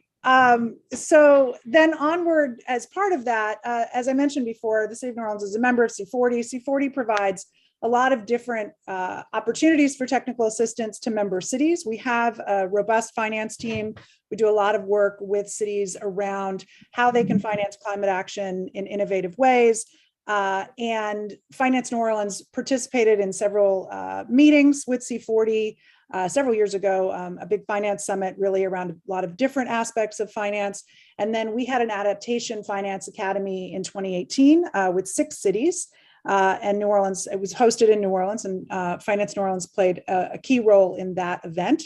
And from that work, we started doing direct work with Finance New Orleans around the development of the Resilient New Orleans Finance Plan and the Resilient New Orleans Finance Working Group. And so a lot of our work has focused more on infrastructure and sort of broader public work, working with other agencies. So Finance New Orleans work with the working group, I think, is particularly exciting because they've really done a lot of leadership to develop an infrastructure by which the various agencies in New Orleans that work with housing, that work with public infrastructure, that work with transportation, that have real impact on how the city is preparing for climate change, adapting, and also reducing emissions. Finance New Orleans has done a lot to bring those agencies together and to talk about the various priorities that they have and how it relates to the city's climate goals, and to create communication by which those agencies can cooperate. And so that's been a core focus of our work in coordinating and supporting that. And I'll kind of turn it over actually to the other folks on the panel to talk more about the variety of work that Finance New Orleans is doing. But I would just say to the second part of your question before that, RJ, to my mind, Finance New Orleans has really, there's been a diligence and a strategy that I've watched develop over the last number of years that I find really exciting, because they really took some very initial opportunities to engage with other cities and to learn about different things that were going on and could be going on, and have layered upon that a number of different partnerships. And really seeking the green bank status has been huge. There aren't very many municipalities that have green banks. It's a really big deal that Finance New Orleans has taken that step and really established all of this groundwork for an opportunity to really build upon that at this time. And I'm just super excited to see all of this work come together. That's great. Thanks, Siobhan. I'd love to go next if that's okay, RJ. Great. So it's the work that I've done with Damon and the Finance New Orleans team is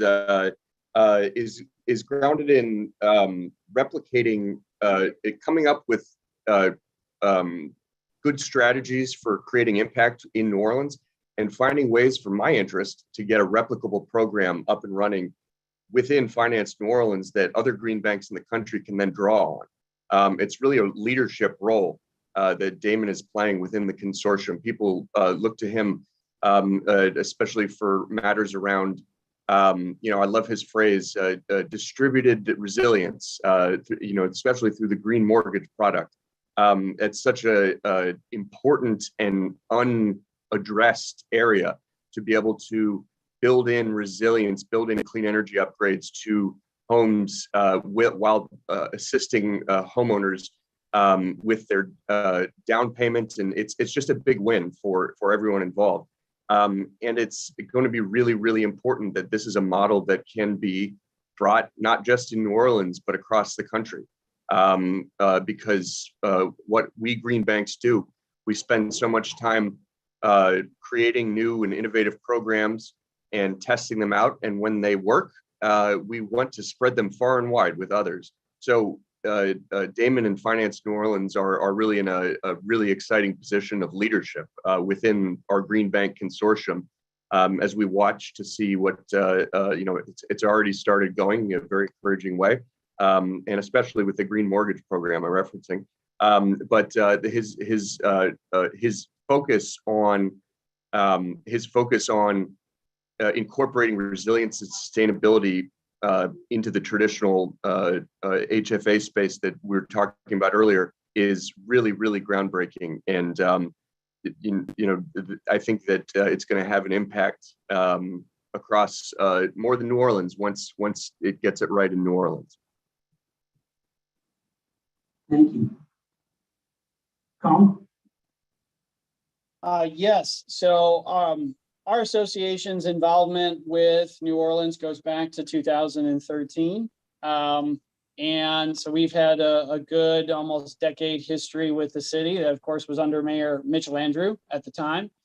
And Mitchell Andrew actually hosted our association. All the mayors of the Mississippi River came to New Orleans to see all the work that the city was doing, and Finance New Orleans was highlighted as a green gem, if you will, in the city's platform around new and innovative financing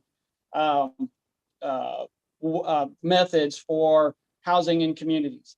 That was in 2014, and then moving forward, a few years later, we onboarded this new partnership with Quantified Ventures. In the interim, that was in 2018, going into 2019. It was not an uneventful time. So we had this 1,000-year rain event of 2016, just north of New Orleans in Baton Rouge. And then we had the largest and longest flood in U.S. history in 2019.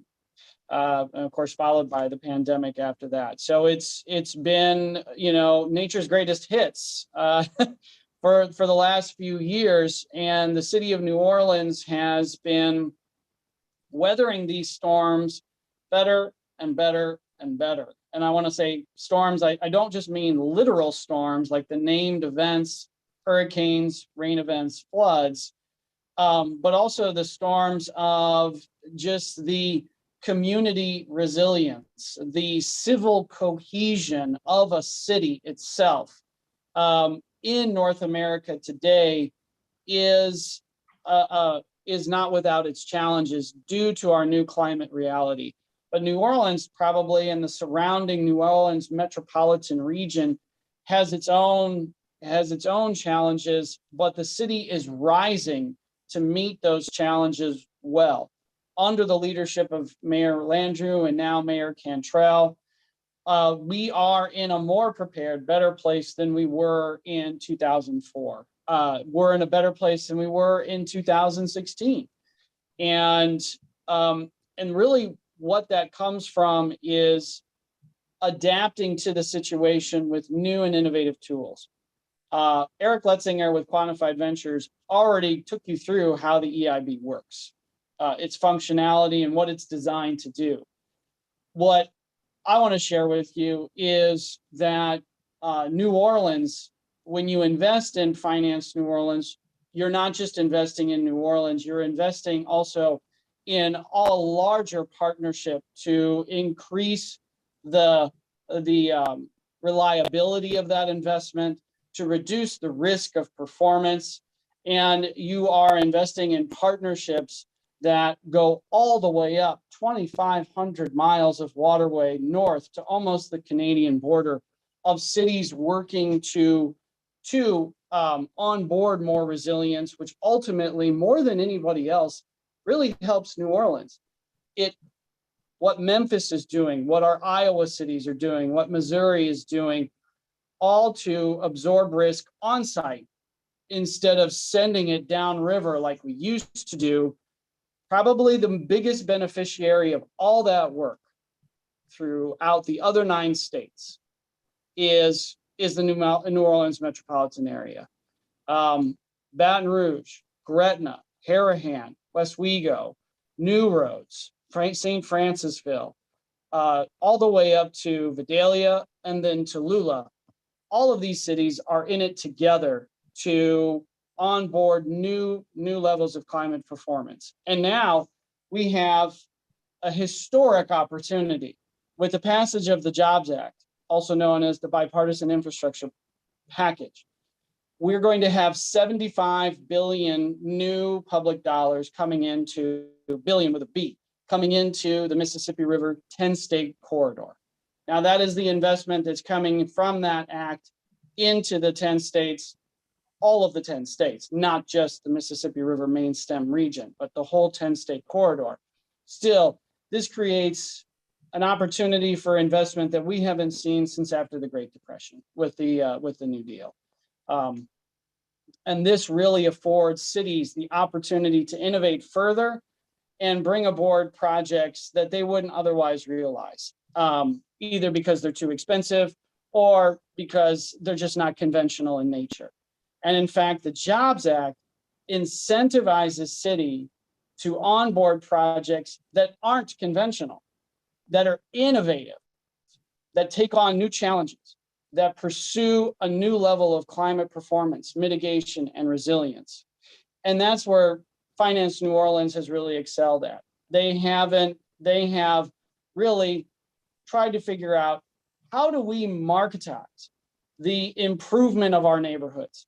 How do we create a mortgage product that in itself is an investment tool, not just for that home, but for the neighborhood and dare say the region, by marketizing environmental and resilience improvements broadly across entire communities, across city streets and whole neighborhoods.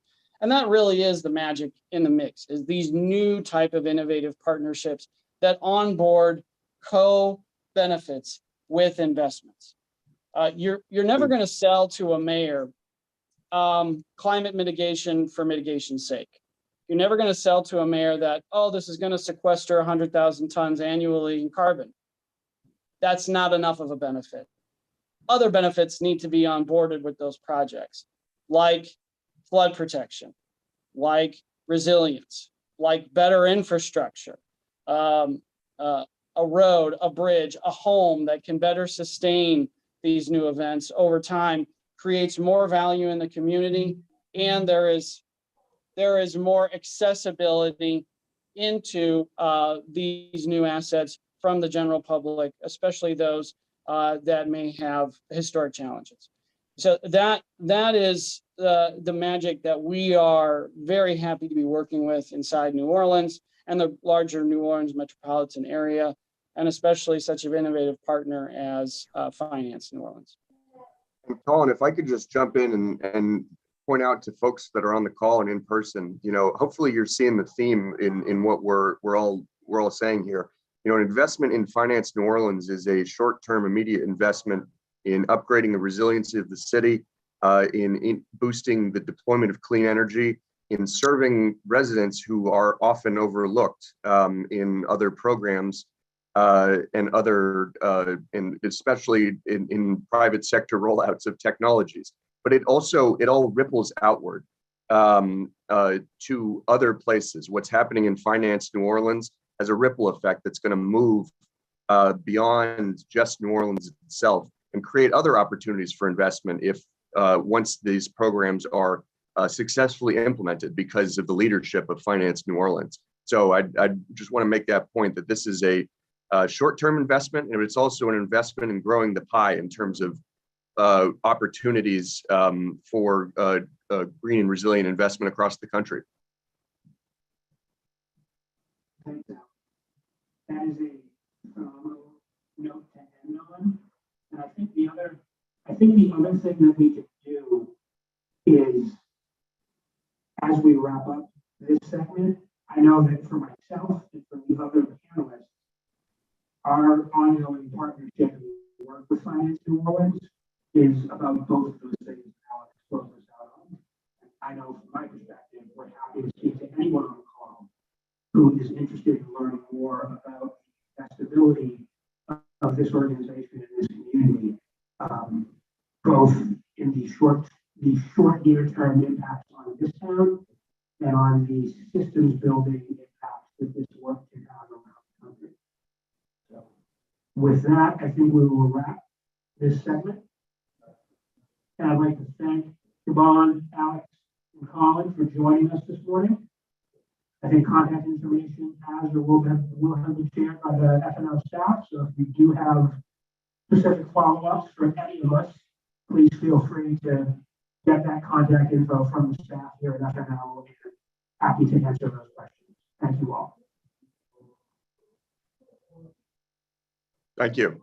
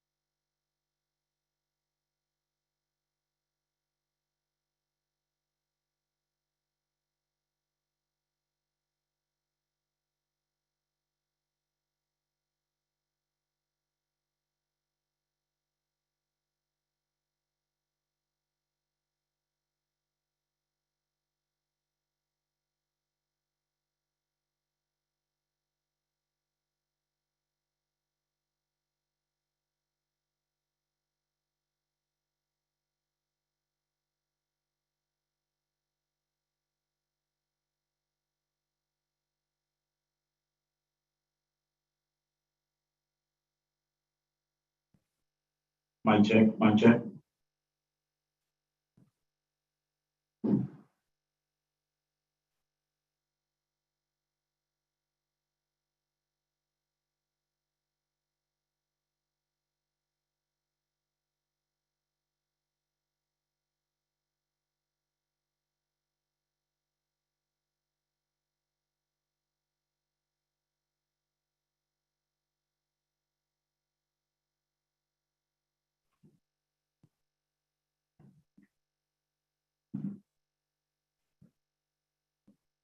Testing, testing, 1, 2, 3. Testing, testing, 1, 2, 3.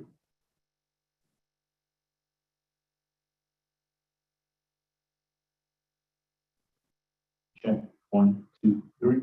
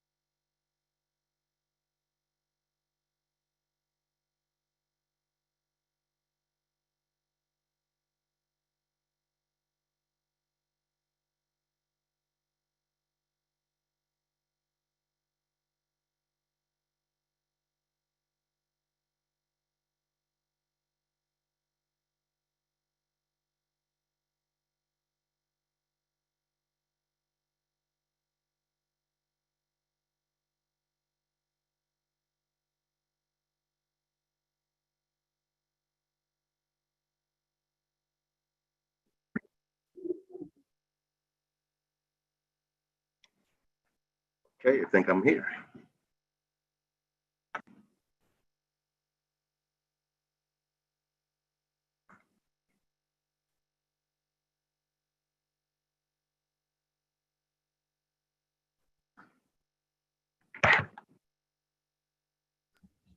Hey Norman, we're ready when you are.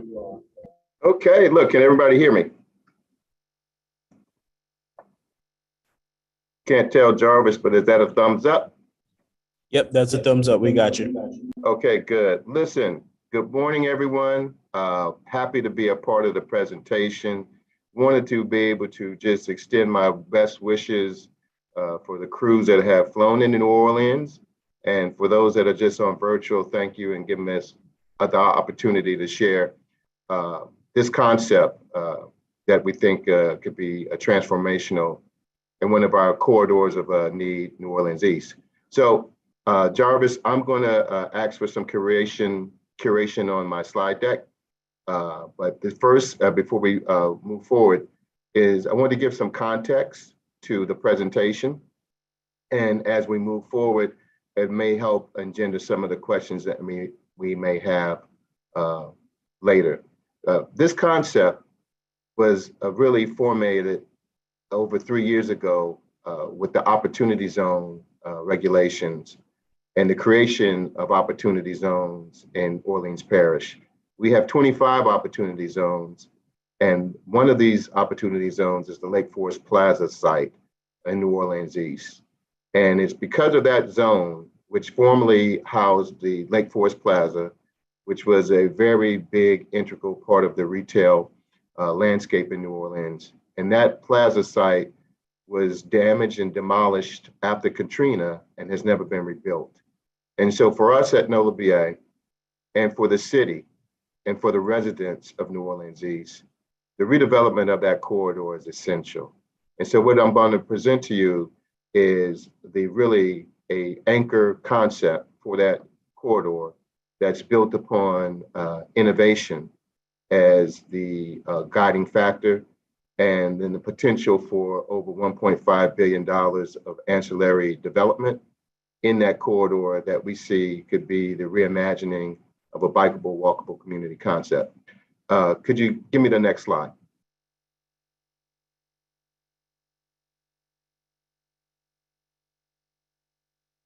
On our deck, what we dealt with is we went to visit Catalyst Campus for Technology and Innovation. And this pitch deck was what we presented to the founder, Kevin O'Neill, and his team to get them excited about the potentials of building a Catalyst Campus Innovation Cluster in New Orleans East. And so for us and Catalyst Campus and for this audience, what we wanted to highlight is the potential clients that Catalyst Campus could have as a part of their innovation cluster. We want to highlight the academic connectivity, which is important for their model also. New Orleans has 7 universities within its footprint. We want to highlight the workforce and talent solution solution that we would have that's tied to Nassau Michoud as a anchor industry. It's a surrounding cluster of Boeing, Lockheed, and the affiliated supply chain. We want to highlight the workforce opportunities and our connectivity to the workforce for them in this project.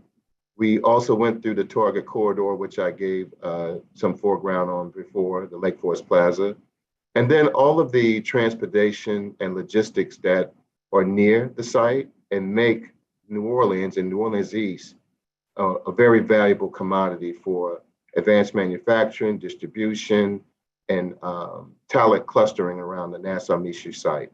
And then the last slide we dealt with was state incentives, local incentives, and quite frankly, the ability to package in a bond offering some of the needs and requirements for a Catalyst Campus that says how we could get them to the finish line. Give me the next slide, please. I began this with the basic fact that what makes Catalyst Campus work and their model, and I'll give some background on their model.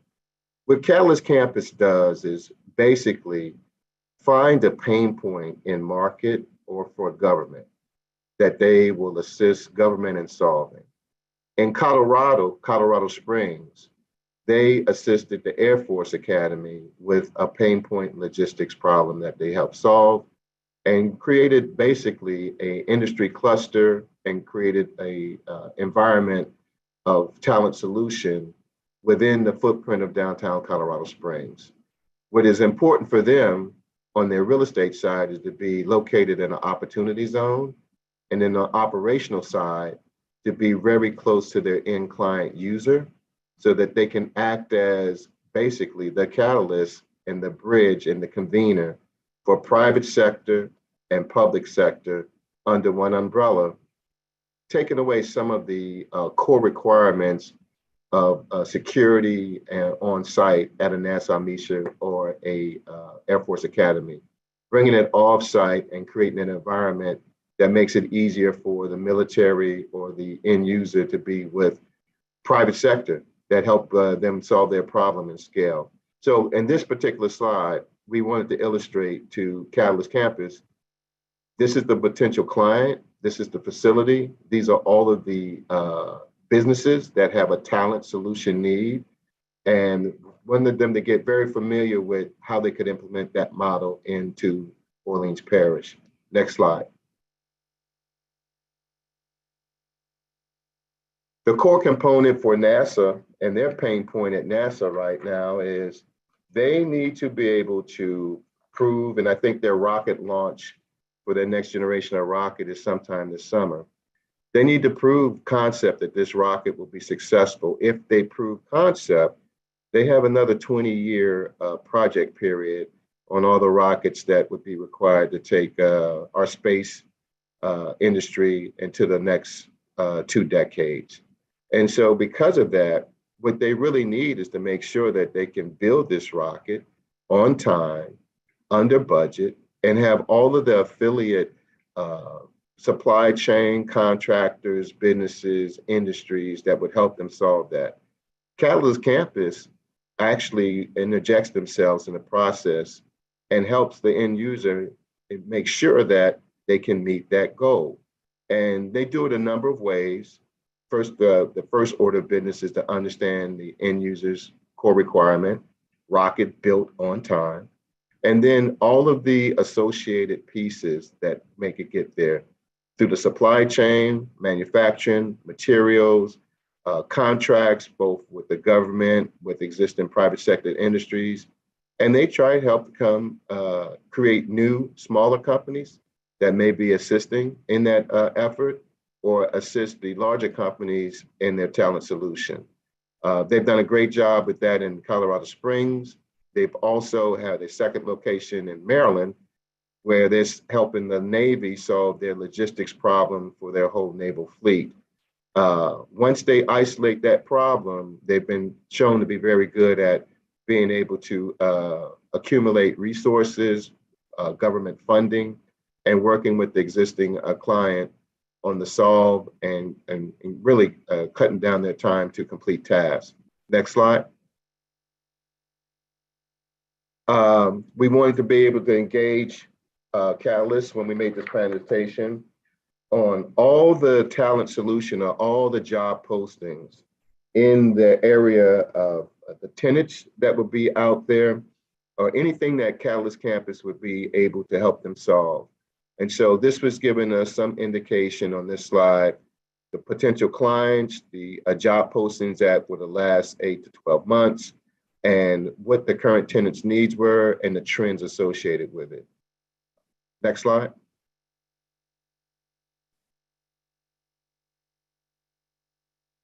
It's coming.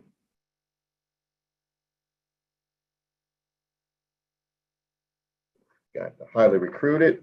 Thank you. Can I go? Thank you. In this area, I think when I went back and illustrated the needs in Colorado Springs was tied to the Air Force community. The need in Maryland was tied to the Navy. What we wanted to demonstrate in this next slide is what are the other potential clients other than NASA Mishu in our market that has a pain point and a need to solve.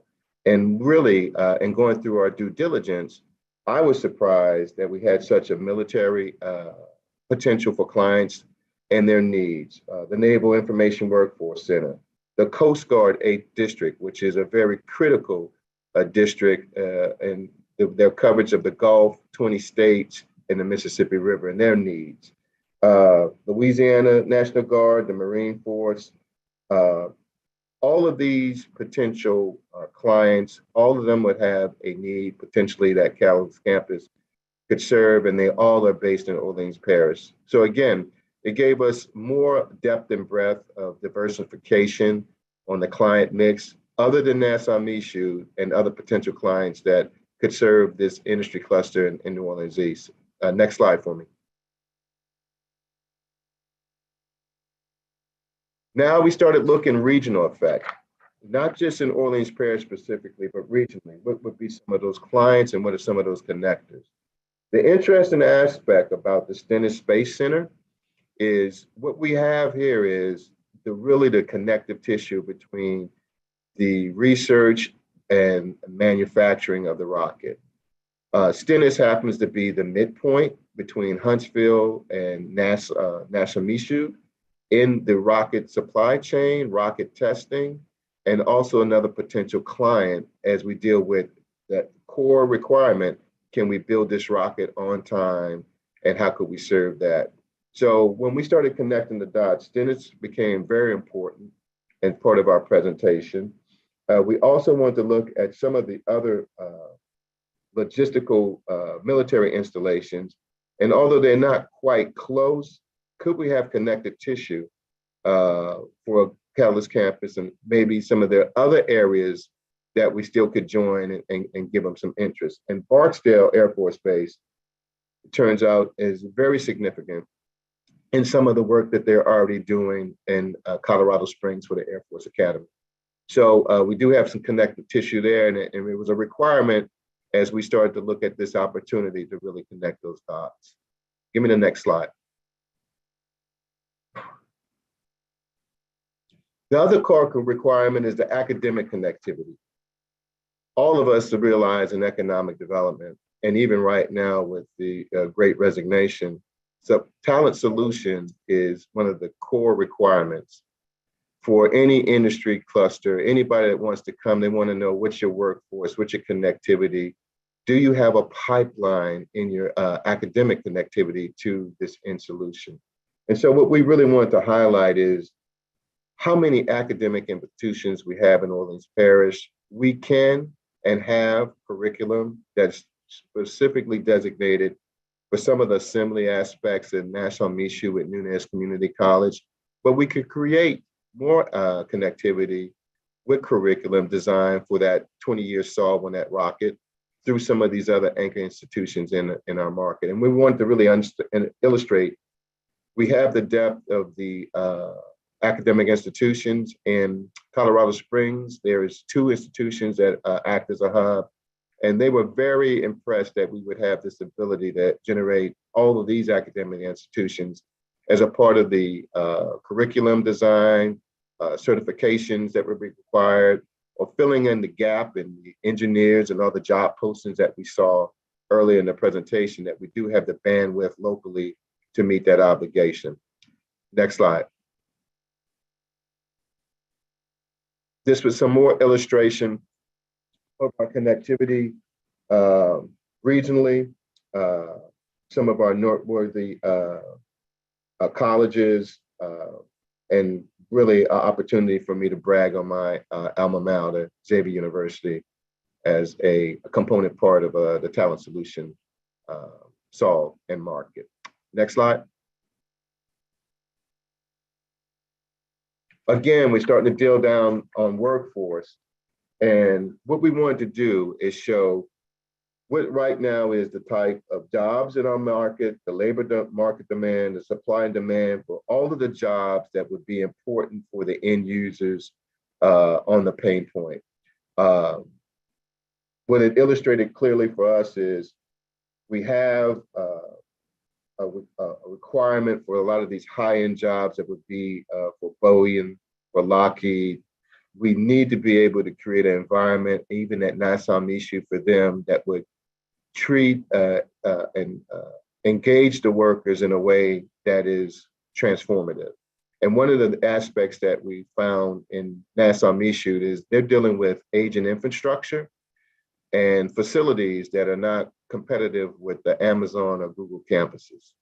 And so what we really want to isolate and highlight is Catalyst Campus could be the gap that could create a facility, an environment that is Google or Amazon in a field, but still meet the requirements and the needs for Nassau and the surrounding companies that would help them with their talent solution and their talent solution needs.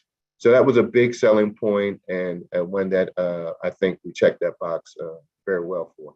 Next slide.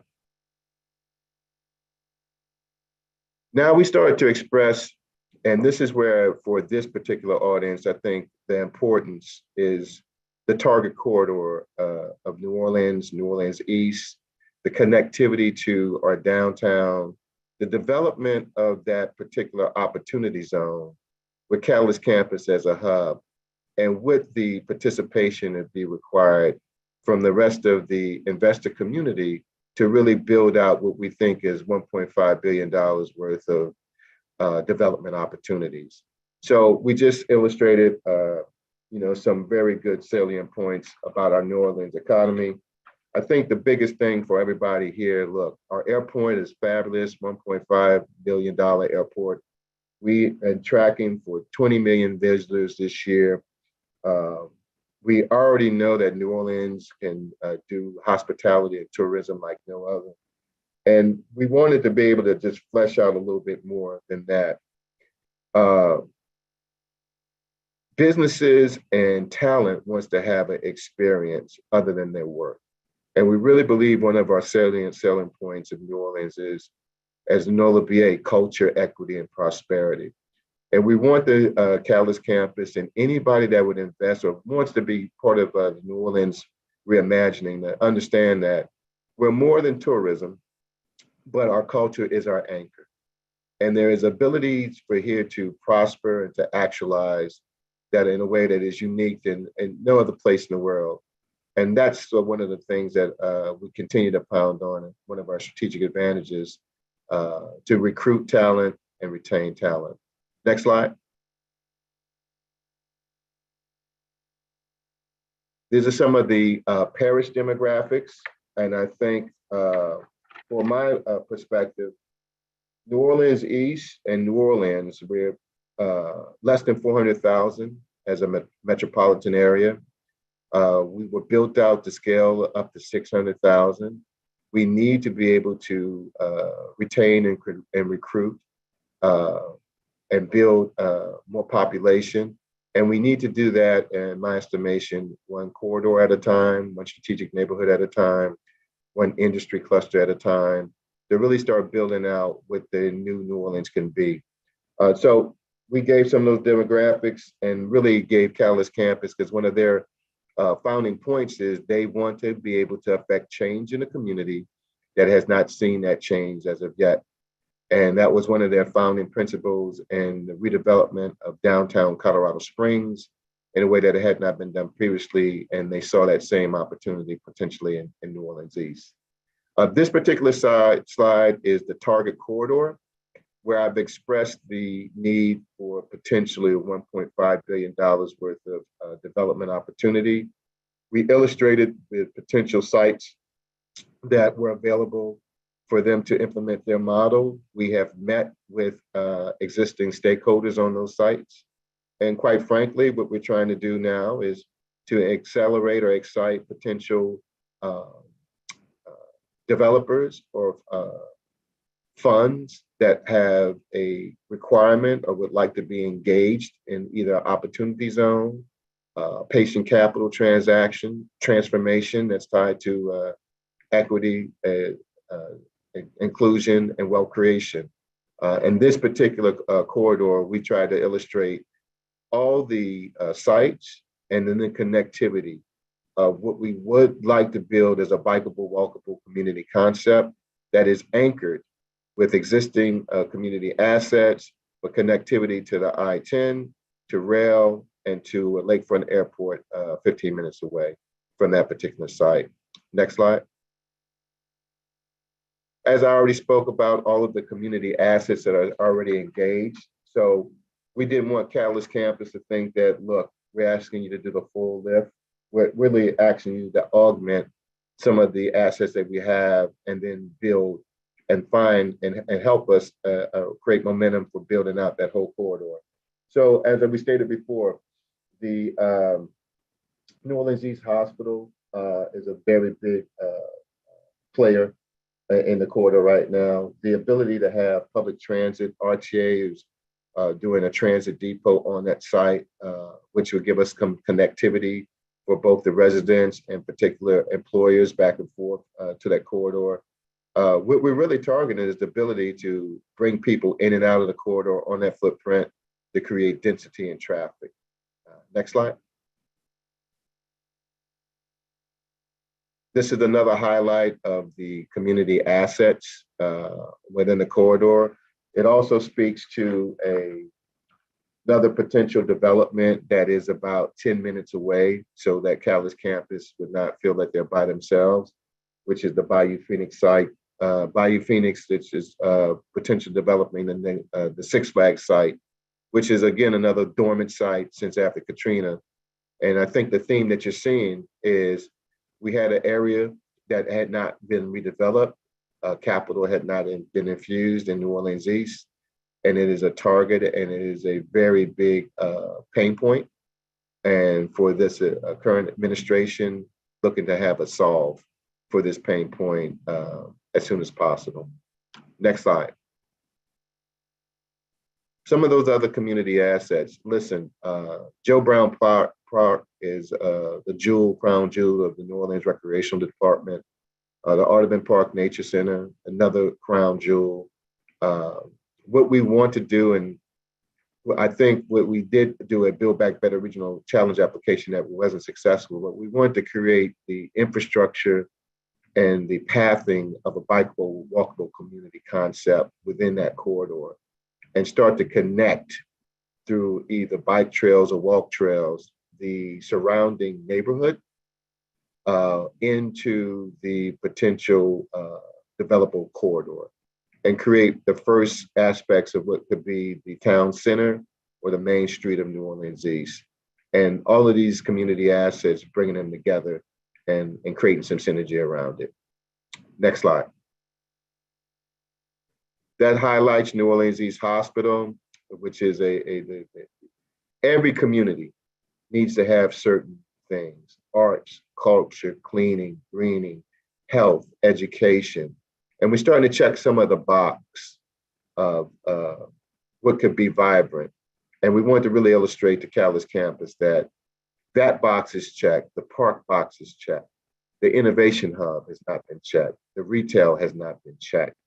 The ability to have some more mixed use, market rate, housing density on the site has not been checked. But if we check all of these boxes, we can create a pathway for wealth and equity and opportunity. We could connect Nassau Mishu to Lake Forest Plaza. We could connect Lake Forest Plaza, that site, back to New Orleans CBD with our enhanced transportation and logistics. And I think it will be able to be a beta for us as we started to talk about light rail and that area being a stop for light rail, but beta with rapid transit already through buses. So that's where the excitement is. We see that the possibilities are very strong, but we need to be able to land and anchor, deal, and create some more momentum. Next slide. Again, some of the transportation and logistics, I beat that up enough. Can you give me the next slide for me? I think this is one of the aspects, though, that was very important. We did a tour with the Port of New Orleans and all of the potential advanced manufacturing, logistics plays, supply chain plays that come out of what we have available with our port, our access to rail, and really trying to capture some of the activity in the port and have that be part of the supply chain or the manufacturing that could be done in New Orleans East. I think the other thing that's salient is the St. Bernard Parish is the port is looking to put a $1.5 billion container expansion in St. Bernard. Why that's important for New Orleans East is the connective tissue throughways, the 510 corridor towards that port expansion. That could be critical and huge for any future development on the 510 corridor that's tied to logistics, distribution, and manufacturing for all those containers and those industry clusters that would be tied to it. That's another big point that we think New Orleans East is prime in the industrial economic development, and looking forward to working with any partners, any potential folks tied to those industry clusters that want to look at New Orleans East as a hub. Next slide.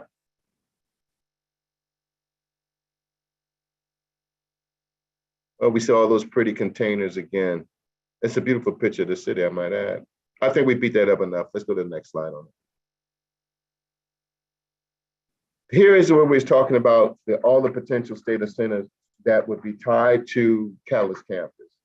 And because Catalyst Campus is very much tied to innovation, some of the centers that we want to highlight was the research and development tax credits, digital interactive media, not so much for this deal, but the possibilities on a build out in the innovation cluster. Our state credits are very good credits. I have not seen them be the things that would take us over the top as of yet. I think the biggest issue for us is the state credits will enhance a deal, but the pain point that will be solved as a part of the deal is really the thing that is a precedent. And that pain point has largely been tied to federal funds that are looking for a solution as well. Next slide. We'll hit the incentives. One more slide. Get through that incentive. Give me the last. This is our final slide, and it really is the expression for NOLA BA. What we do as a part of our work here is not just to do an RFP and hope somebody is going to come solve our problems for us. We really want to do it expressed to Catalyst Campus and to the business community at large, is that we will look at a pain point, we will try to create a narrative and a solution, and we will go out to recruit the businesses or industries that will be a part of our solution.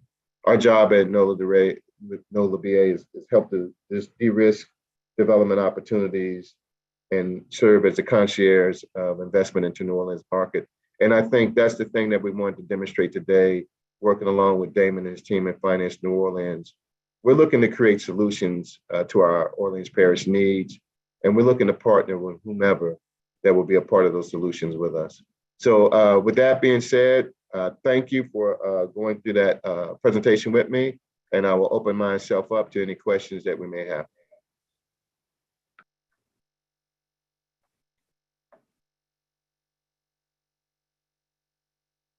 I can't tell, Jarvis, if we got anything from the chat.